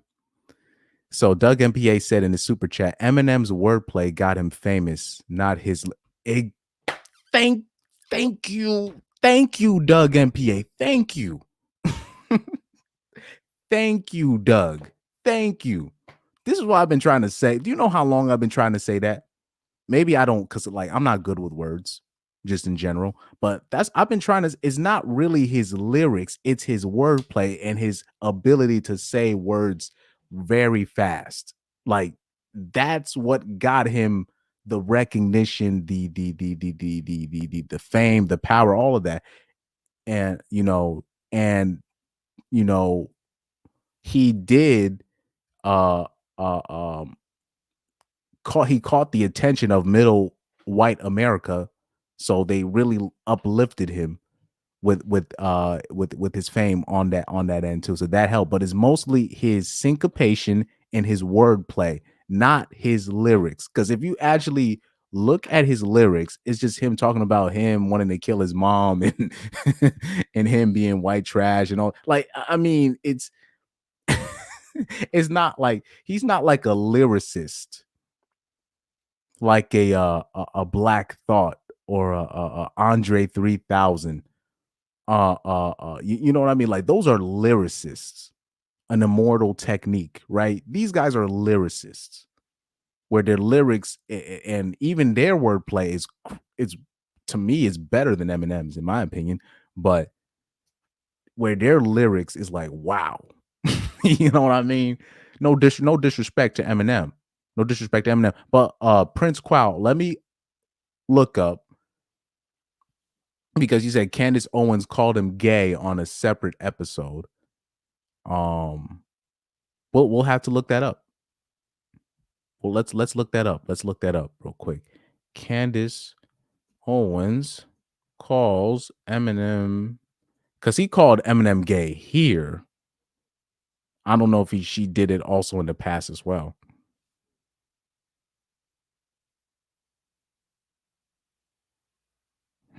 You see, I don't know if I can let me see. Oh. Let me see if that's because I'm looking at something that says 10 months ago. Hopefully you're right here. Let me see. You know, some people say that when we get older, we'll get wiser, and I hope that is true. It seems to be the case. Also, when we get older, we get grayer. We know that's true. But for Eminem, the once hardcore rapper, it seems that he is getting older and gayer. Yes, Eminem might be gay. So question, is he gay? Because he certainly sent the fake Ramaswamy a very weird cease and desist letter demanding that he stop rapping his music on a campaign trail. Meh. Plus, later on the show, we're going to talk about the teacher who went viral. Remember that teacher with the ridiculous process? So Prince Quao is correct. She started it. So that is true. So that I do got to give that to you. Prince Quao is correct. So Candace Owens did start it. She did start it. That you misread the room rather, is because what's actually happened to Eminem is he's an out of touch elitist. He is. This is what happens. He is now a lefty elitist. He belongs on a campaign trail with Hillary Clinton when she runs for the third or fourth time. That's what he should be doing because he's pretending to know anything about what's going on. The reality is that a lot of those people in the country that he doesn't like, take it from me, I moved to Tennessee, have a lot more in common with the people that he's trying to appeal to. I think he thinks he's appealing to like the hood. So unless if it's bait,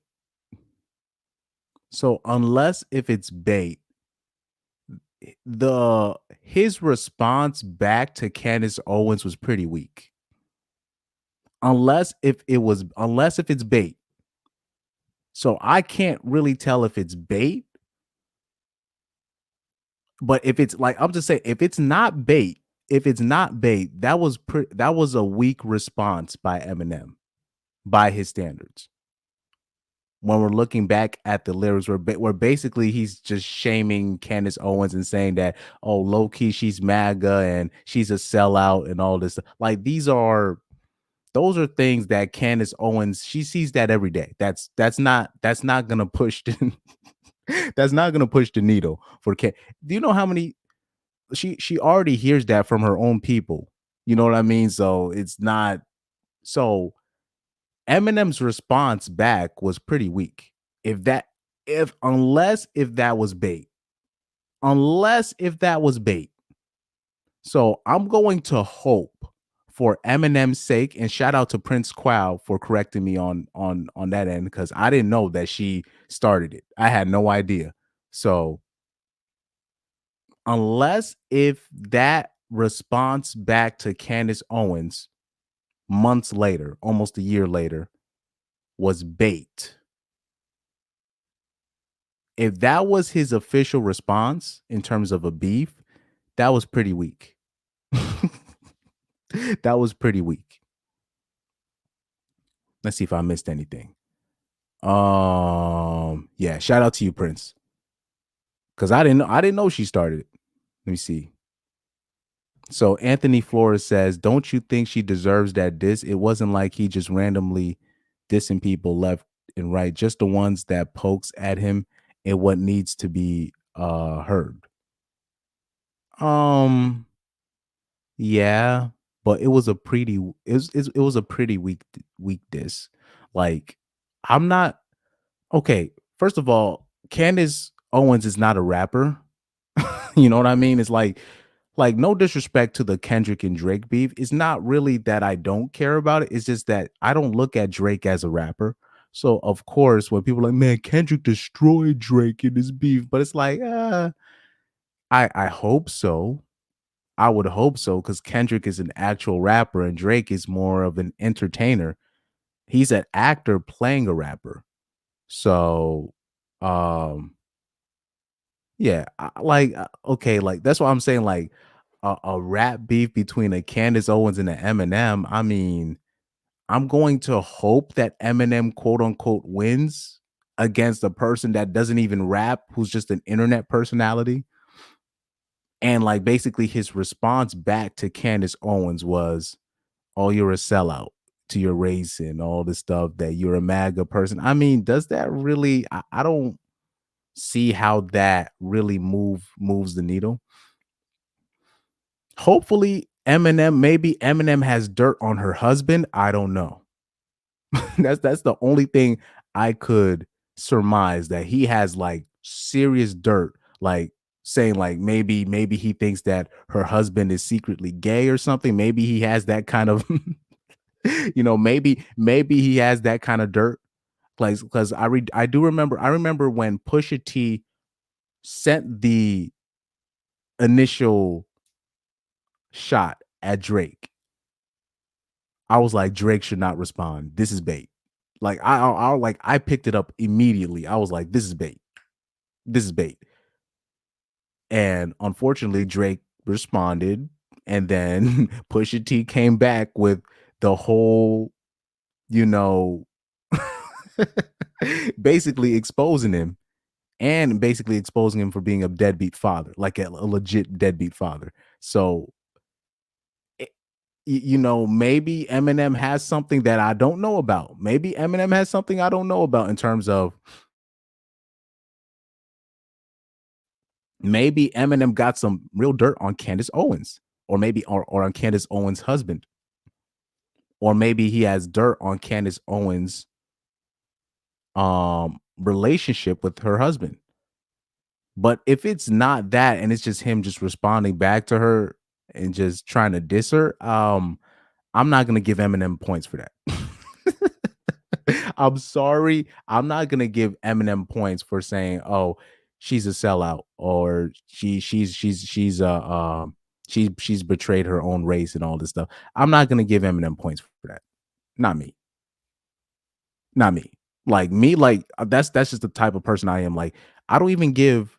Do you think I give Myron Gaines, right, from Fresh and Fit, Brian from the Whatever podcast, Andrew Wilson on the Whatever podcast, do you really think I give them points for, you know, lecturing 304s on them not being quote unquote righteous people? I mean, they're 304s. You know what I mean? So Prince Quao said it's just starting.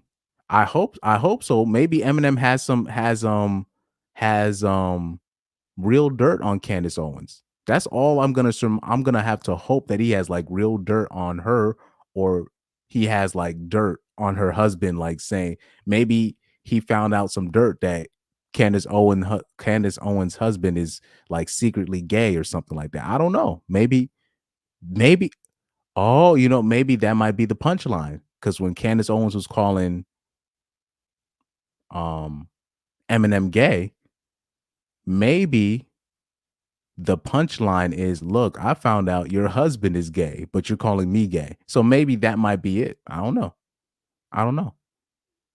But like I said, it's not that I like me personally, I don't really rank Eminem up there as a rapper. I don't. So like he's not like Eminem's not in my top 10. You know, but like I said, his word it's his wordplay and him rapping fast is what has gained him notoriety. Let me see. Prince Quao also says she wants views, and everyone knows if you go at M, you get the clicks and views. Yeah, but I don't, like I said, maybe it's just me because I don't really rank Eminem up there. You know what I mean? I don't really rank Eminem up there. And it's not like I said, it's not just Eminem. I like Jay-Z's like not even in my top. Like I think Eminem's better than Jay-Z. Like I believe Eminem's way better than Jay-Z. I think Jay-Z is massively overrated. Like I'm saying, like I believe Jay-Z more than anybody is like massively overrated. I take Eminem over Jay-Z any day of the week. You know, like Jay-Z is massively overrated. Like Jay-Z has never he's never been better than any of his peers when he was in the 90s, late 80s. Never better than any of his peers. Never better. I'm talking about not even close to not even close to his peers, really. Not in the early 2000s, definitely not in the late 2010s. Like let's talk about somebody that needs a whole lot of help. Like Jay-Z, he's like, at least Eminem writes most of his stuff. I know that for a fact. Jay-Z doesn't even write most of his stuff. Like Jay-Z, I've heard rappers do like their freestyles, and then I could hear the cadence, and I'm like, oh, Jay-Z stole that. Like Jay-Z stole that. Like I can confirm that. I didn't heard Pusha T do like freestyles. I'm like, I heard that. I was like, I heard that in Magna Carta. Oh, okay. Anyways,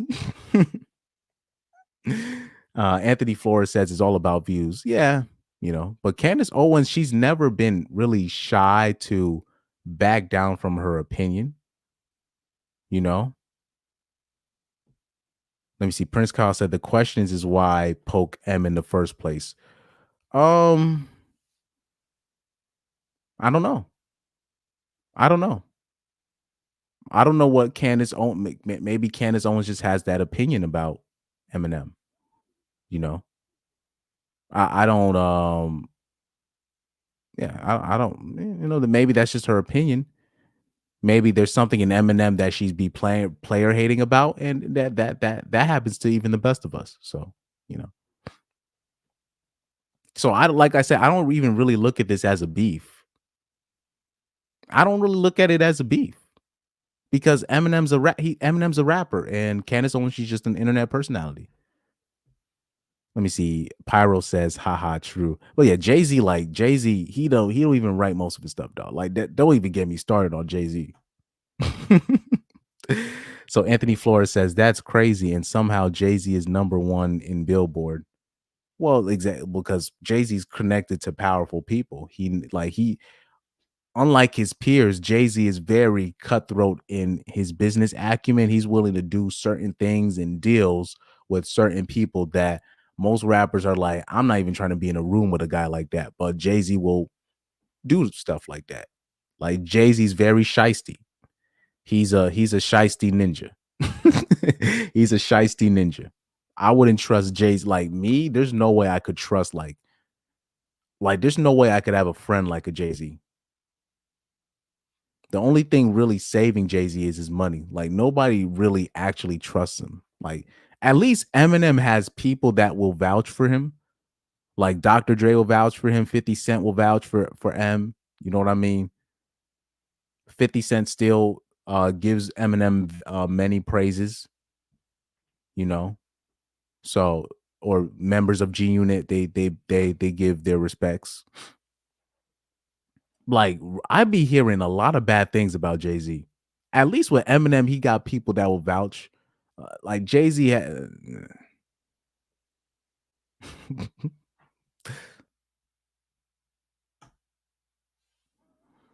So Prince Quao also says here, he says, so didn't she go? She didn't go at Jay-Z for being gay.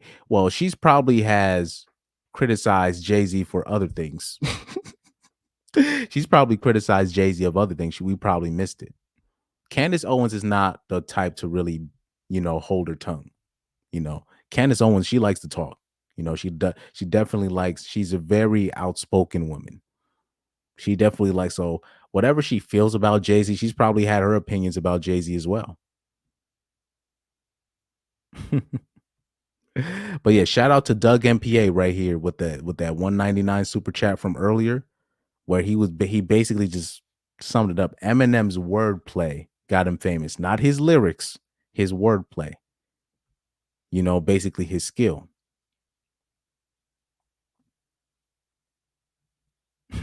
So she didn't go like I said. Jay-Z, is he gay? I don't think so. I don't think it's possible.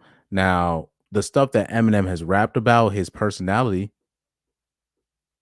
you know, it can't be a shock. You know, it can't be a shock.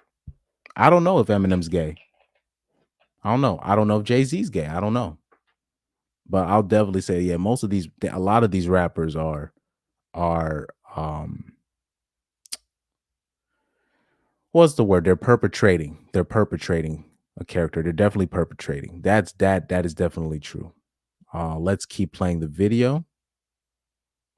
They have a lot more in common because these are regular people who are suffering in different but similar ways, who recognize that the economy is not good and an Eminem track is not going to make it better. Here's the last thing I want to say about Eminem.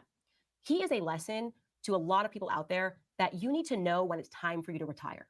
You don't want to retire on this note, right? Eminem is 51 years old. He has not modified his brand at all. He's not grown up. Most people know that you do have to evolve your brand, right? You can even see this as just one example. Miley Cyrus, like in 2016 or maybe a little bit before, she's like shaking her butt.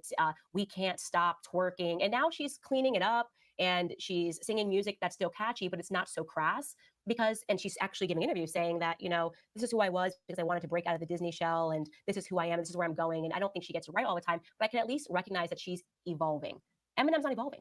He still thinks that he's a 13-year-old boy who is rapping in his room and that somehow people are going to find that appealing when in reality, he's 51 years old. His daughter, or maybe he's older than 51, his daughter has just gotten married, which means that Eminem should be behaving more like a potential grandparent. he's granddad. This is granddad shady. You know what I mean? But granddad.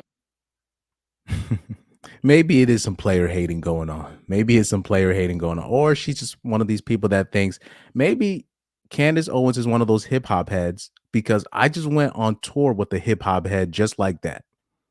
Like he don't like, there's a lot of people that he don't like. There's a lot of people that he don't even like. There's a person that I just went on tour with, and he's like a serious hip hop head. He thinks Tupac's overrated. He thinks all these people are overrated. He's like a true hype beast, And maybe Candace Owens is really at one of those hype beasts, like low key, because Candace Owens is she's a nerd at heart. She's a nerd at heart. So she's one of those people that probably thought Eminem was just overrated and never really saw the hype behind him. You know, and that could be some player hating type stuff. But like I said, I have like almost the same opinion about Drake. Like I don't see the hype. Is not acting like a granddad. I'm going to need granddad to start acting like a granddad and not producing this trash to pander to the Black community. That's what I want to say on that point.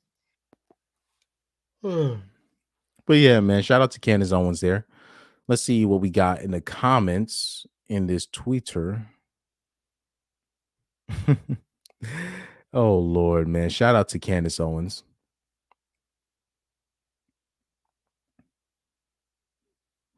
Well, oh, that's another thing too. Maybe, them small hats told Eminem to go at Candace Owens. So that's another thing. So yeah, Eminem's like music is very heavily under small hat ownership, if you know what I'm saying. And you already know Candace Owens is low key kind of at war with them people. He's yeah. Anthony Flores said we're all gay. Nah, it's just like the music, like when you're talking about the rappers in that industry, most of them, they're freaks. And we'll just leave it at that. They're freaks. They're freaks, man. These people are demonic freaks. Anyways, let's go back to here. But yeah, so somebody brought it up. Eminem's music is heavily under small hat ownership. So we also got to take that into account. So somebody said Candace Owens just destroyed the rapper formerly known as Eminem. I will just say this. I hope that wasn't bait.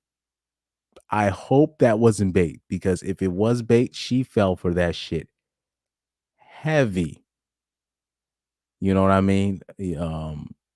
I really hope that wasn't. I really hope that wasn't bait. And yeah, that's like I said, like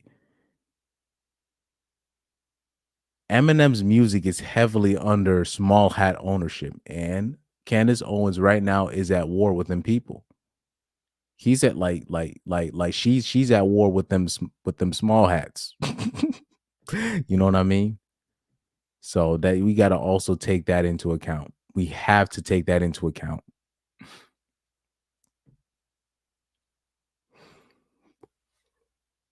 So Prince Qual said Eminem has contributed a lot to hip hop. Yeah, I agree. It's a lot of people that have contributed a lot to hip hop, and yeah, he's definitely has contributed a lot to hip hop, but he's just not in my top 10. So Prince Qual said most rappers are inspired by M. And I'm like, yeah, most rappers are also inspired by Lil Wayne. Hell, a lot of these new rappers are heavily inspired by Drake, and he's an actor, right? Many rappers are inspired by Doom. Many rappers in this game are inspired by even a what's another mainstream rapper that even like a lot of rappers they're inspired by a I said Lil Wayne, Drake. Who else is like a mainstream rapper? I don't know. But yeah, a lot of them are inspired by Drake. You said Drake is trash to me. Yeah.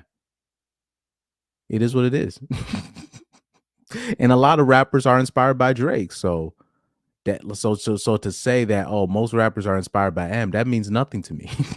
Because there's like, I will say most of these singers, sing-songy type ambient drowsy music making trap beat drill music making there, a lot of them are inspired by Drake. A lot of them, damn near all of them. And Drake is trash. Yes, I agree, Drake is trash, but he's inspired a lot of rappers as well. You know, so that don't mean nothing to me, man. That don't mean nothing to me.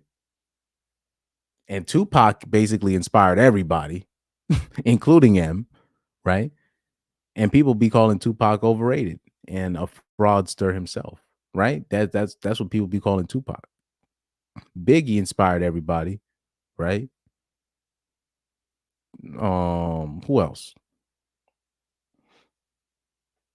50 Cent damn near inspired, like 50 Cent inspired nations. Do you know how many people, when G Unit was on top of the world, dog?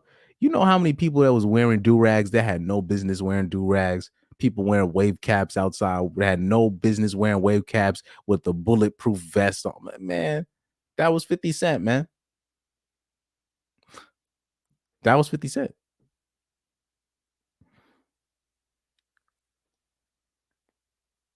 Prince Qual also says, and those who are inspired by Drake are trash. Yeah. So would you say, because there's some rappers that you would be surprised that said that they were inspired by Drake. Would you consider Earl Sweatshirt trash? Because he said that he was inspired. He liked Drake's music. There's a lot of good. I'm talking about great rappers out there that were inspired by Drake, and he's trash.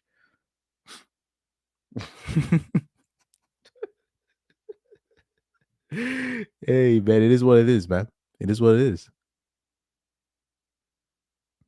Like for me, Tory Lanez isn't trash. He says, well, because Tory Lanez is a singer, but he was definitely heavily inspired by Drake. And August Alsina, he won't admit it. He was definitely inspired by Drake. Who else? Janae Aiko. These guys, even like plenty of female. Most of the female rappers you know were inspired by Drake. Damn near all them female rappers that you see popping that punani for everybody to see. They love Drake. They got Drake Take Care on repeat. Oh yes, Odd Future Earl Sweatshirt. Yeah, he had praise for Drake. Let me see if I can find that old interview, because I don't be forgetting. Let me see. Earl Sweatshirt praises Drake. Let me see. Let me see if I can find that.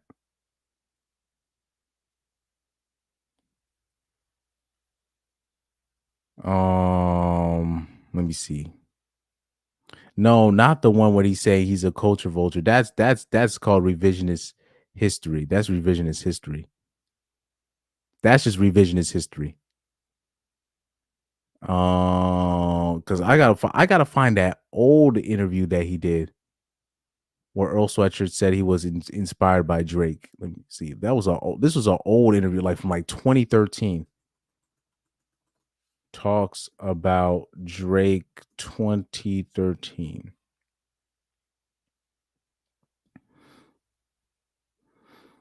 Let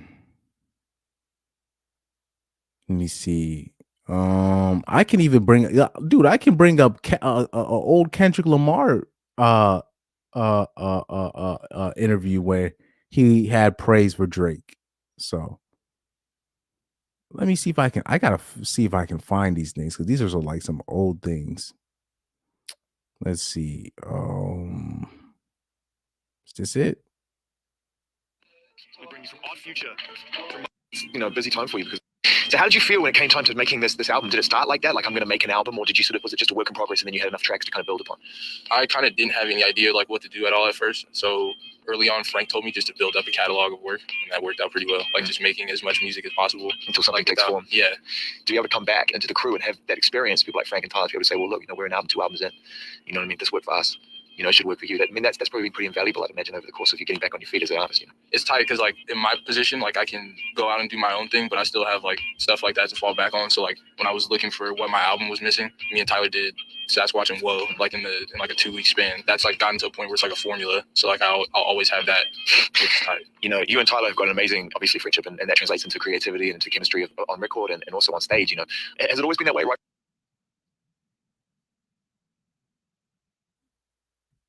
So I found the article. Let me see the let me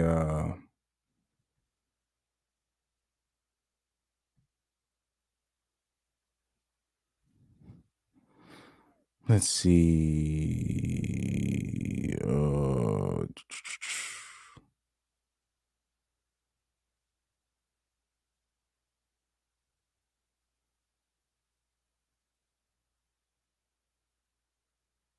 he said the rapper Drake is from Toronto. Is he Grandma Nice? He said, dude, Drake is Grandma Nice. He was at Frank Ocean's show in LA and got into an argument with Tyler, the Creator's mom. I left and came back in the room and she was apologizing to him for how she came at him. And he was saying, it's all love. I love you, mom. I love you, moms. Drake loves moms. Wow. This was in 2013.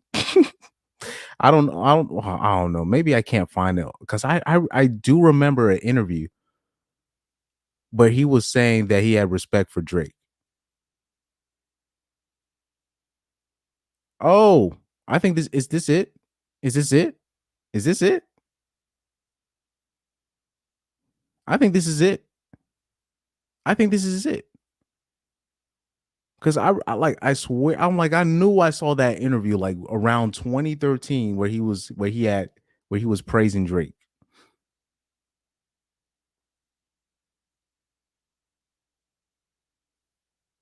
Yeah, the interview with MTV. Let me see the Earl Sweatshirt.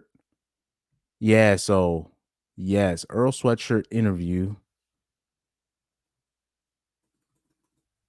MTV interview. 2013. Oh, they ain't finna show it. Damn, they cleaning up house. They cleaning up house. They cleaning up house. Anyways, let's go to this article.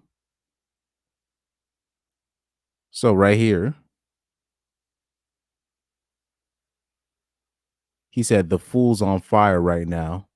Earl says before going into a deep confession about how he imagines Drake. I think about him in some fucking leather pants with some tight ass shoes on and some sort of soft material shirt, like with a funky collar. Every time I think about Drake, it's a stunt, he continues. The nigga's doing something wild. Watch the full clip above where Earl also talks about meeting Drake for the first time. I remember that clip. I remember that clip. He was waxing a little bit too poetical about Drake. And I'm pretty sure there's probably an old video of Kendrick Lamar you can find where yeah, man. Let me see. Prince Qual said, if you are inspired by an artist, you should be in your own lane, but they are all coping. They are all copying the same thing. Why are they all trash, bro? They sound the same.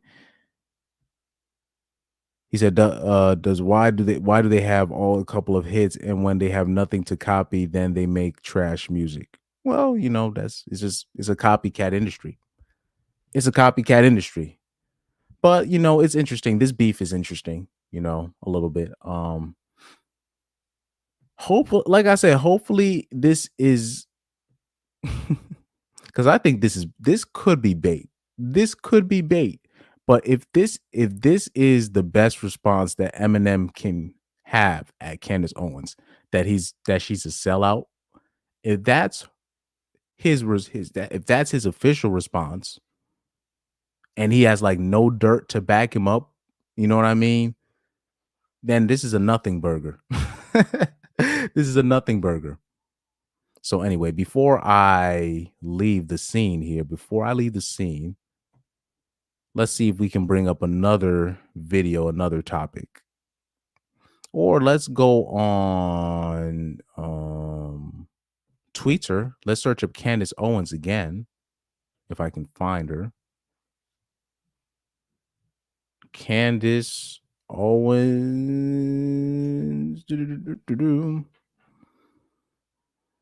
Let me see. Yeah. Most of these comments on Twitter, if you search up Candace Owens, it's, you know, oh, I like this meme. White liberal chicks. I'm not oppressed. Yes, you are. I like this meme. Let me see. Eminem is a white guy who pretends to be black, is attacking Candace Owens for acting too white. I don't think he even gets the irony. That's what I was about to say. Like the way he's attacking her, it's actually very ironic. It's very ironic. And by the way, people don't understand, even before Eminem had his own style, if you listen to Eminem's first album, his first official album, the Infinite album, that's not like, that's Eminem copying, like that's Eminem basically do you know the rapper AZ? That's basically Eminem copying AZ the whole time in that whole album.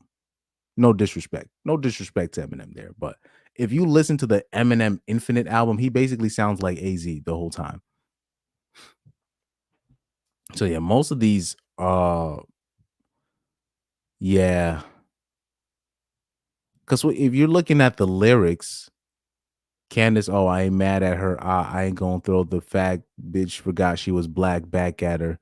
Laugh at her like them crackers. She's backing after her back is turned, you know, in a Q MAGA hat, blah, blah, blah, in a White Lives Matter shirt. Or say this MAGA dirtbag in a skirt.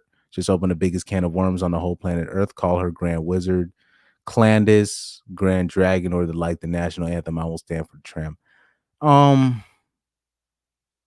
Okay.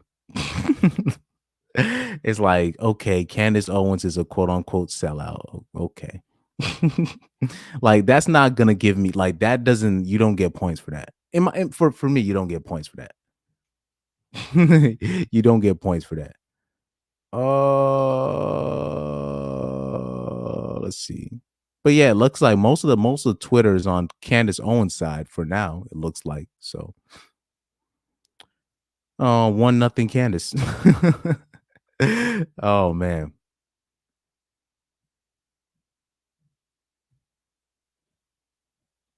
Like I said, you talk Prince. Okay.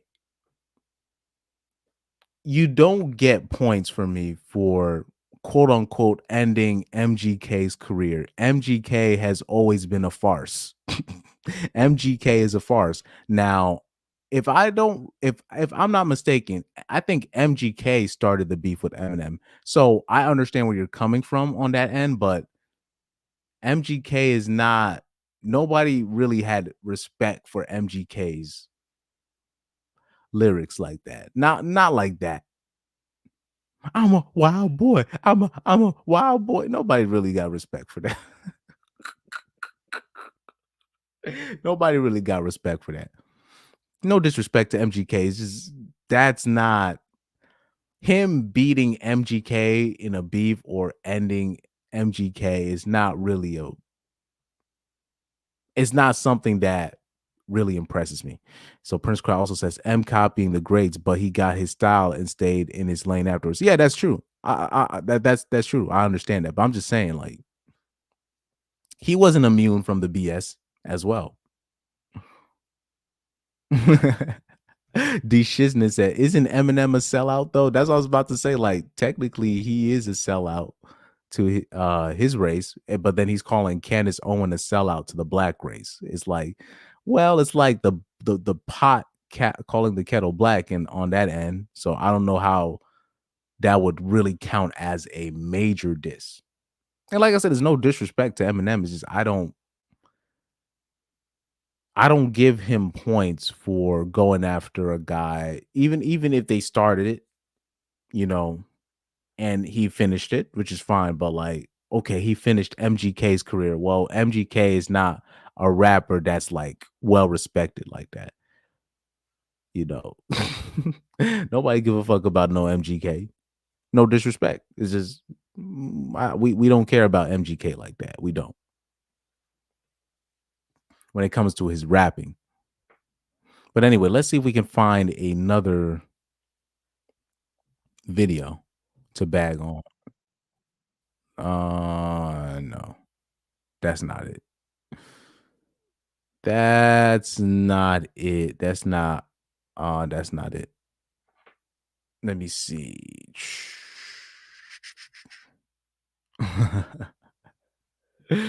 Oh man. Oh. Okay. So before I sign off, let me go off on Cindy Noir. This clown right here. Because I cannot stand these female dating podcast coaches or personalities, and they come from ATL. Like, I don't understand how a woman like a Cindy Noir can have a following, and she's from ATL, where really we're not supposed to be listening to women from ATL. They don't know what a real man is. They live in ATL. How can you live in ATL and tell me what a real man is? Like, we really should like dismiss, and now you'll have 304s like this now all of a sudden. Oh my gosh, ladies, what happened when your boyfriend got into this RP content? Did it ruin your marriage? Did it ruin your and you're just like, just stop. These people want a scapegoat so bad.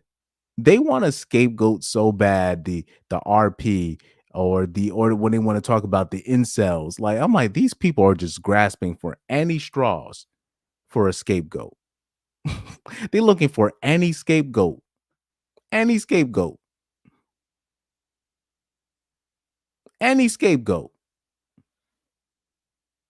to excuse, but then they won't do no self-reflection themselves. Nobody's gonna, first of all, nobody's gonna hold women accountable. They're definitely not gonna hold accountability themselves. Then on top of that, what makes it worse, they convince the normies that RP content or manosphere content is the problem in this nation. Man, stop. Anyway, let's listen to Cindy Noir here. Where are all the women who lost their male partners to red pill content? Front and center, please. Because I want to know what happened. I want to know how he started off when y'all got together and how red pill content changed him and how the partnership ended. What did that look like? And I also want to know, how did it feel to lose somebody you thought you knew to something as trivial and shallow as red pill content? Where are all the women who lost their male partners to red pill content? Front and center, please. Because I want to know what happened. I want to know how he started off when y'all got together and how red pill content changed him and how the partnership ended. What did that look like? And I also want to know, how did it feel to lose somebody you thought you knew to something as trivial and shallow as red pill content? Now, before I start dissing Cindy Noir, I'm just going to say this. Why do you care about how another 304 lost their male partner, quote unquote, to red pill content? I mean, why do you care? I haven't seen no man claim you in public. Did you lose your man to red pill content? I doubt it, because you don't have a man in the first place. So there's nothing that you could lose your your quote unquote male partner to in the first place. So this is why I'm like, I don't even know why she cares. But obviously she's invoking the red pill content just to trigger people like me, and it worked. But like I said, I got something for all that. I got something for that. I got something for all that. First of all, they will people think that people just get into this RP content because they get hurt or whatnot, or they just get into this content because of the advertising of the red pill. No, women are going to do women things and men are going to have questions. It's just women being what they are. Like I said, they could delete all of our channels. Women are going to be women. Women are going to be women, and men are going to have questions. That's just how it works. But like I said, like I said, they like, you know, women like this have zero emotional intelligence. Like a Cindy Noir, zero emotional intelligence. And I'm gonna show you why. So right here, when I tell you, let me zoom in real quick. Let me zoom in on this. Okay. Let me make this a public announcement to any, particularly if black people are listening. You should not be listening to no dating podcasts if they are from ATL. Any date, I'm talking about male or female dating podcasts. You should not be listening to no advice from dating podcasts if they are based out of ATL. ATL is literally the modern version of Sodom and Gomorrah. It's straight Looney Tune land.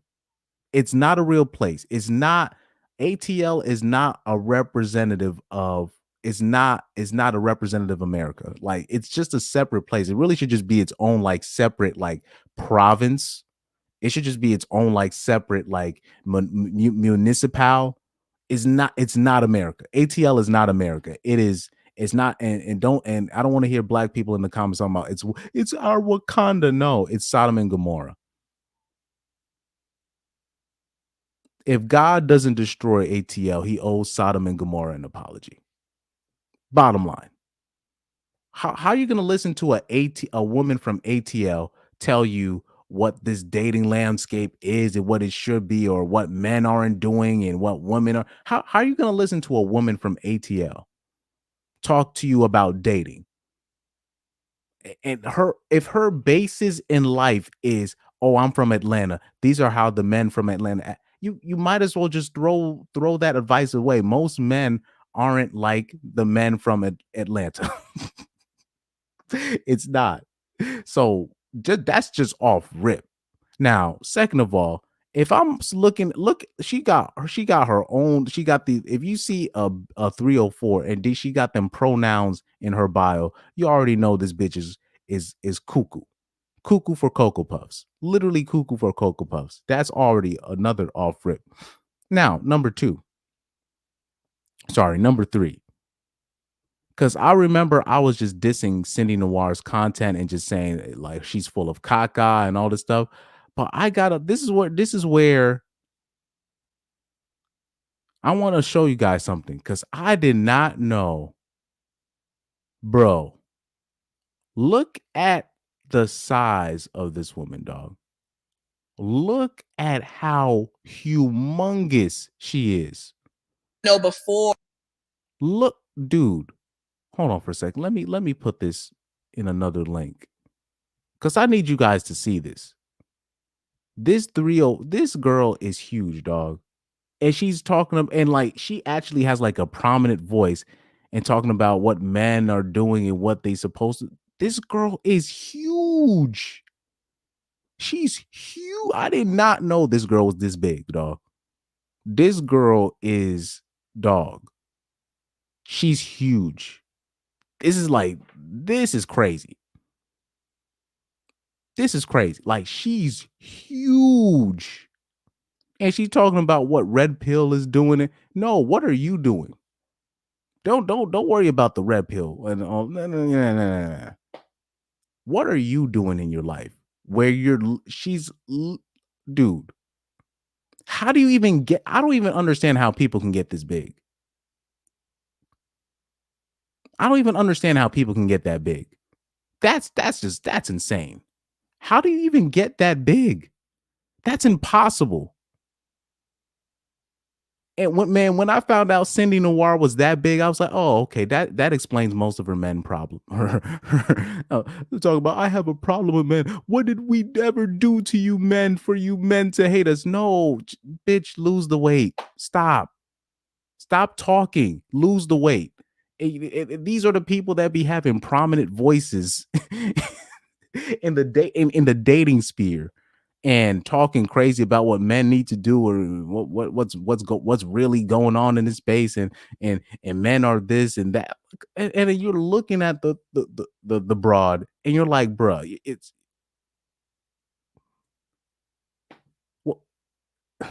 Of course you're gonna get finessed by street ninjas and gay dudes that's looking for money. Of course you are. Usually when guys are like that, if they're down low or they're street ninjas and they got no money, they look for a girl that looks like Cindy Noir, lay up under them, use them, smash them from time to time, and get money from them.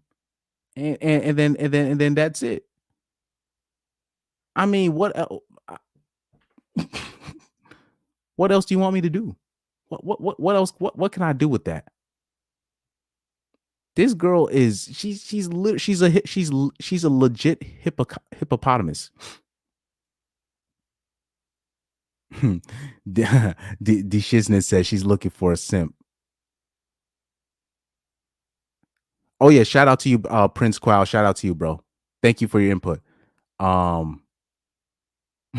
Yeah, what do you do, ATL? If you see ATL in any broad's profile and she's talking about what men need to do, don't even bother. But these be like the most famous like dating podcasts, dating female influencers on Instagram. Like Cindy Noir. Like, do you know how many people follow Cindy Noir? Like, and be reposting her videos, like she said. And I'm like, well, hold up. First of all, she's from ATL. So that what she says in life doesn't even matter. Second of all, look at her, dog. How do you even get that big, dog? I for the life of me, I don't even know how you get that big. That's crazy.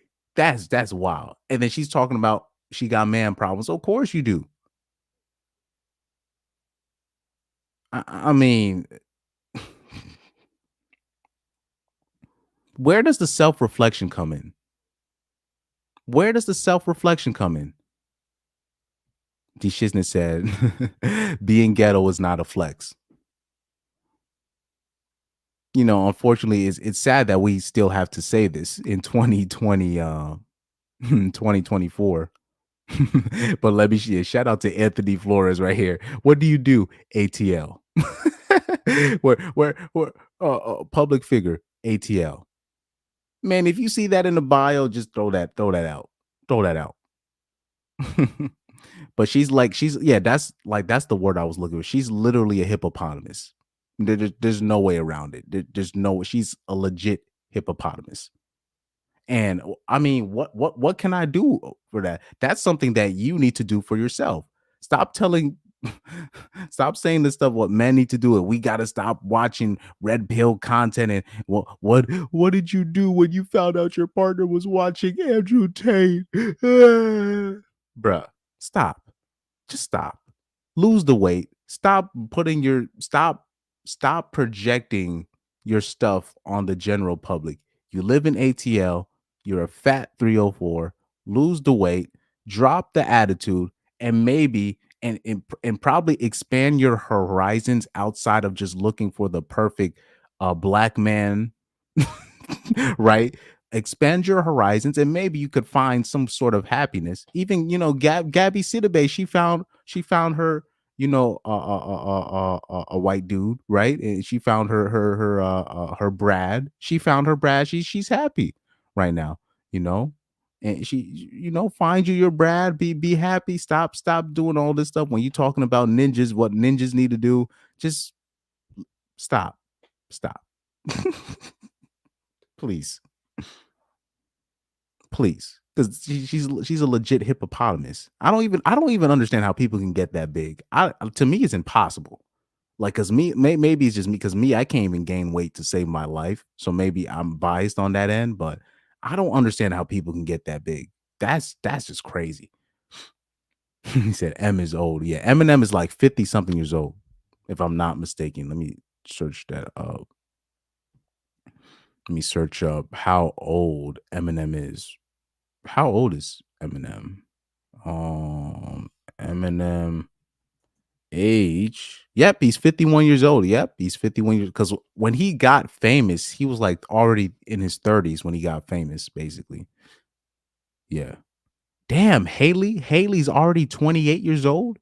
That's like Eminem wasn't even famous like that at 28. Like That's like when he started getting famous at 28, and his daughter's already 28 years old. That's crazy.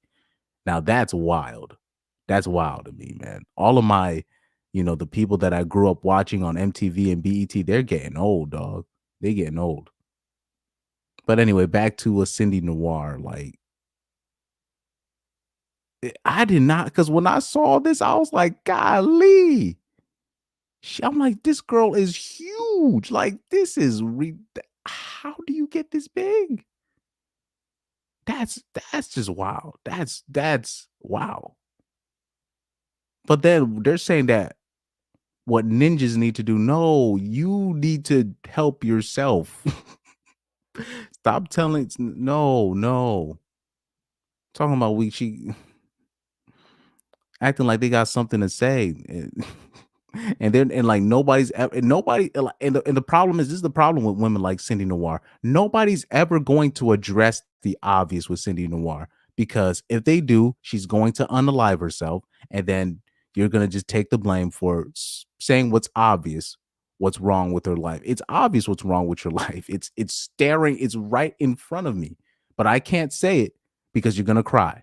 So what's there to say? What's there to really say? But yeah, like yeah. But like, if you look at her page, it's just her. Like, I mean, if you just look at her page and all the stuff that she talks about, the scenarios about men doing this, men doing that, and what men need to do, and I'm looking at her and I'm just like, well, you could fix yourself first. What do you mean? What should I fix about myself? Well, okay. You know what? You're perfect just the way you are, sweetheart. There's nothing wrong with you. All the men that are playing you, they're just evil, sent by the devil to whatever, to do whatever they want to you. And it's just all men's fault. It is what it is. Yeah, sure. Okay. We'll just let you live with that. What does somebody do with that? What can you do with that? Like, it's crazy. Talking about the RP space, I'm like, no, you need to address.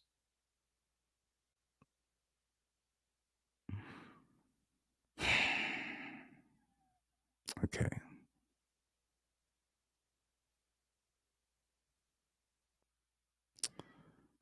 Here we go.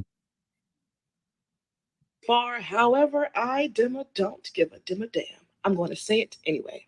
Simply put, this idea of good men or just get you a good man is nothing more than patriarchal propaganda that is used to dangle in front of women to keep them entangled with and interested in men in general. And before y'all start, no, this is not me saying that good men don't exist. I know a few myself, so that's not what I'm saying here. But what I am saying is that I think society as a whole is lying to women on purpose. And I think that society as a whole is attempting to use this small sector of men who are just so amazing and unicorns and good men to distract women from the majority of men who are not. And the reason why I say this is because if our society were honest with women and said straight up, listen, the way that our society currently runs, it is pushing out 90% of men who are emotionally immature and inept, who are domineering, and who are just not healthy partners to have. Here we go. 90% of men.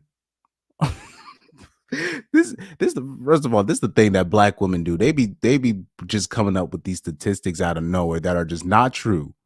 So 90% of men are emotionally immature. Really? No. I would say 90% of men are emotionally mature because you have a page. Because you know what, the 10% of emotionally immature men, like a guy like me, would be like, well, you're too big to be making like, that would be emotionally immature of me to do that. But I would pull it if you ticked me off the wrong way. I would pull it. That would be emotionally immature of me. No, most of the men are actually emotionally mature because clearly they haven't addressed the obvious with you. It's because it's pretty obvious what's your problem. It's staring right in front of me. But like I said, actually most men are emotionally mature because they're holding back what would literally kill your confidence. It would literally kill your confidence if we pointed out the obvious with you. So many men do this. They don't point out the obvious what's wrong with women. They hold back. But the problem is, if you're not telling somebody that they're wrong, eventually they're just going to think they're right. And you're wrong. And because you held back, because really you were just sparing their feelings, and then you let them act like they're right, good luck trying to fix that delusion. Good luck. Most women probably would not want to be dealing with y'all in any capacity whatsoever. The main drive behind what keeps women wanting to be with men is this hope that they finally got it right and they finally chose themselves a good man. Every time there's a man who is violent against his partner, it's, oh, get you a good man and you don't have to worry about all of that. Anytime a man cheats on his wife, it's, oh, if you had a good man, you wouldn't have to worry about it. The reason why they say this, because you'll have women come on here and say, I rather have, you'll have women come on social media and say, I'm attracted to emotionally unavailable men. I'm attracted to men that ignore me. They will come on. This is why men will say you need to find a good man, because women will say, I am not attracted to good men. This is why they say this. It's really not hard to figure out. But like I said, she doesn't even realize the privilege of her position in life. She doesn't even realize the stuff that people are sparing her from. Oh man, Pyro said all BWs do is stuff they face. Oh man, that's crazy. He's like, she's describing, yeah, this whole thing when they talk about emotional intelligence and emotionally immature, that's women. Women are emotionally immature. Men are actually emotionally intelligent. Trust me. Trust me, man. What? Oh man. Yeah, the small hat community. That's the way we describe a certain nation in the Middle East. The small hat community. Anthony Flores says, I find this funny, like how she's giving advice when she never been in a relationship to understand men or gone out with a good man. Social media is messing up good women. Well, I'll say this. If she's really a good woman, if you're really a good woman, social media can't really do anything to you. That's my opinion. If you're really a good man, like if you become a bad man and then you blame it on social media, nobody's going to buy it. They're just going to say, well, you were just always this way. So that works vice versa with women. If TikTok, if what they say on TikTok is that easy to influence you, you were never really that good of a woman to begin with. That's my opinion. But I could be wrong about that. But like I said, like a woman like that, of course, like a woman like a Cindy Noir, there's no way she can experience a real relationship because nobody's ever going to be real with her about her weight. It's like, it's so obvious. But like I said, most men are actually emotionally mature because they won't mention it, because they know if somebody mentions it, you're going to cry and you're going to, all of a sudden, you're going to take your knife out and start threatening to cut yourself. And I don't feel pretty. Why can't I stop eating? And all this nonsense. I done heard when these fat bitches get drunk and then they, there's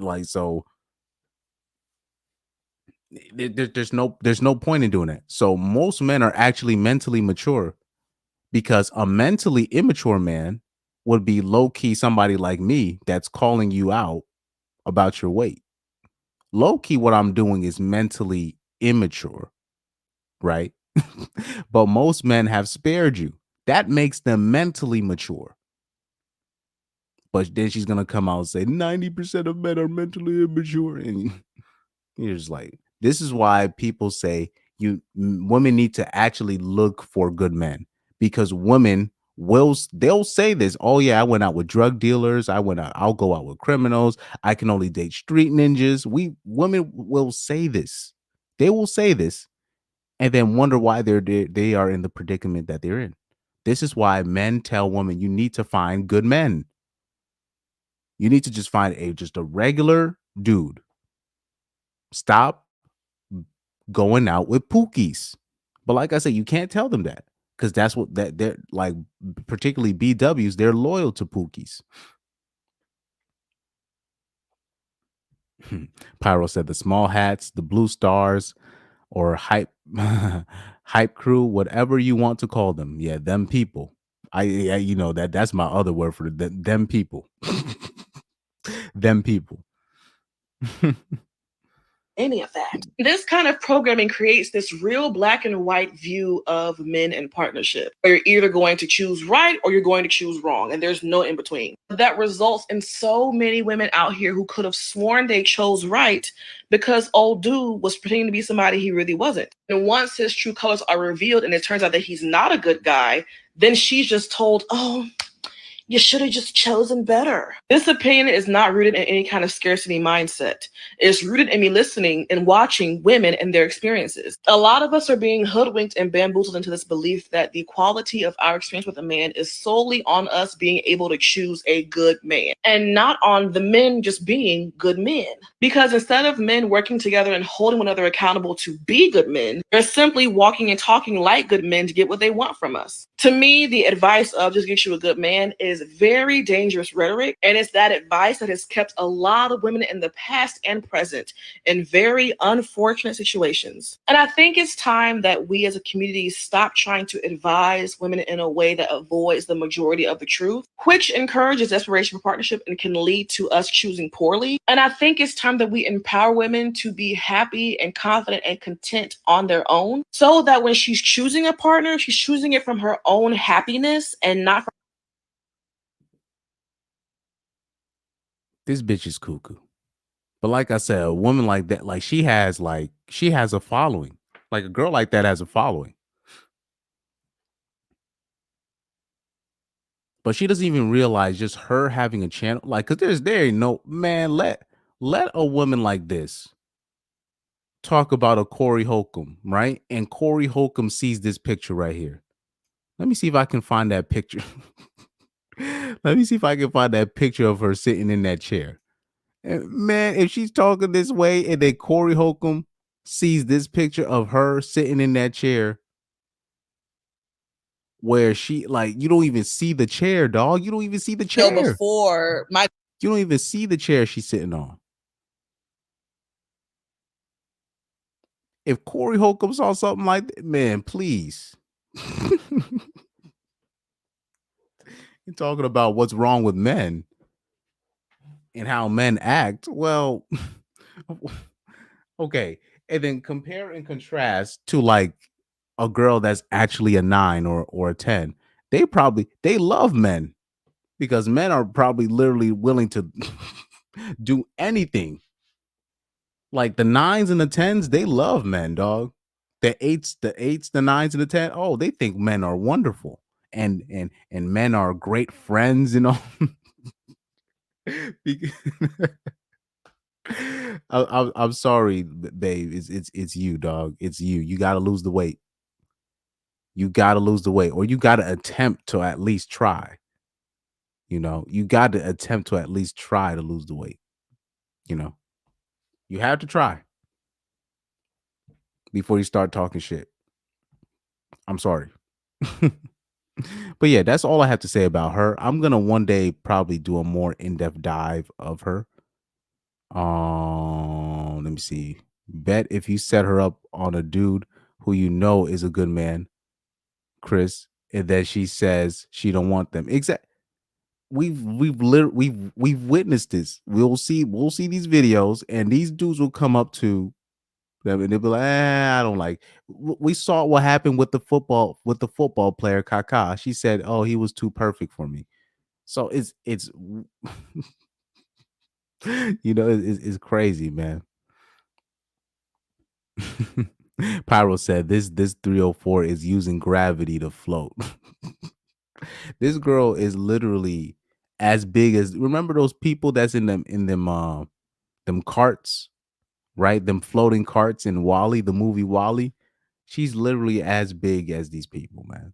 And she's talking about what men need to do. Like, of course, your experience with a man in ATL is going to be damn near tragic, close to precious tragic, if you're walking around it that way, if you're talking the way you do, if you're on that feminazism stuff, and if you live in ATL. Of course her experience and there's nothing good that can come out of it, of course. But anyway, man. But anyway, that's it for today. I went way over time. You know, shout out to Candace Owens. He said, yes, the big people in the cars drinking the smoothies. Yeah, she literally is as big as those people in the Wall-E movies. Cindy Noir is huge, dog. That's crazy. Like, when I first saw that picture, I was like, oh my God, this girl she's gargantuan. Anyway, but man, shout out to you guys. Thank you, Warband members, for tuning in. The usual people tuning in, thank you for tuning in. Pyro, you guys, thank you, man. Anthony Flores, Prince Quao, the Shiznit, thank you. But definitely, especially Prince Quao, thank you for chiming in. Especially talking about how Candace Owens was really talking about M first. Calling him gay. And like I said, we need to start calling out the rainbow community for allowing women to use them as a sick joke. But that's a whole nother story. But shout out to you, Prince Quao and Anthony Flores. Thank you guys for being active in the chat. Thank you, everybody else. Harp's Desire, everybody else. Thank you for and like I said, Harp's Desire, you don't have to explain yourself. Like I be seeing you in all the comments. I know you involved. I know you're involved. You don't have to explain yourself. We got love. We got love for you over here. And man, so shout out to you guys, man. I definitely will be trying to live stream a little bit more often than I can. I have a feeling that I do not have long here, so this is why I'm really trying to go as hard as I can for these next couple years, man. But man, thank you for tuning in, man, and we out.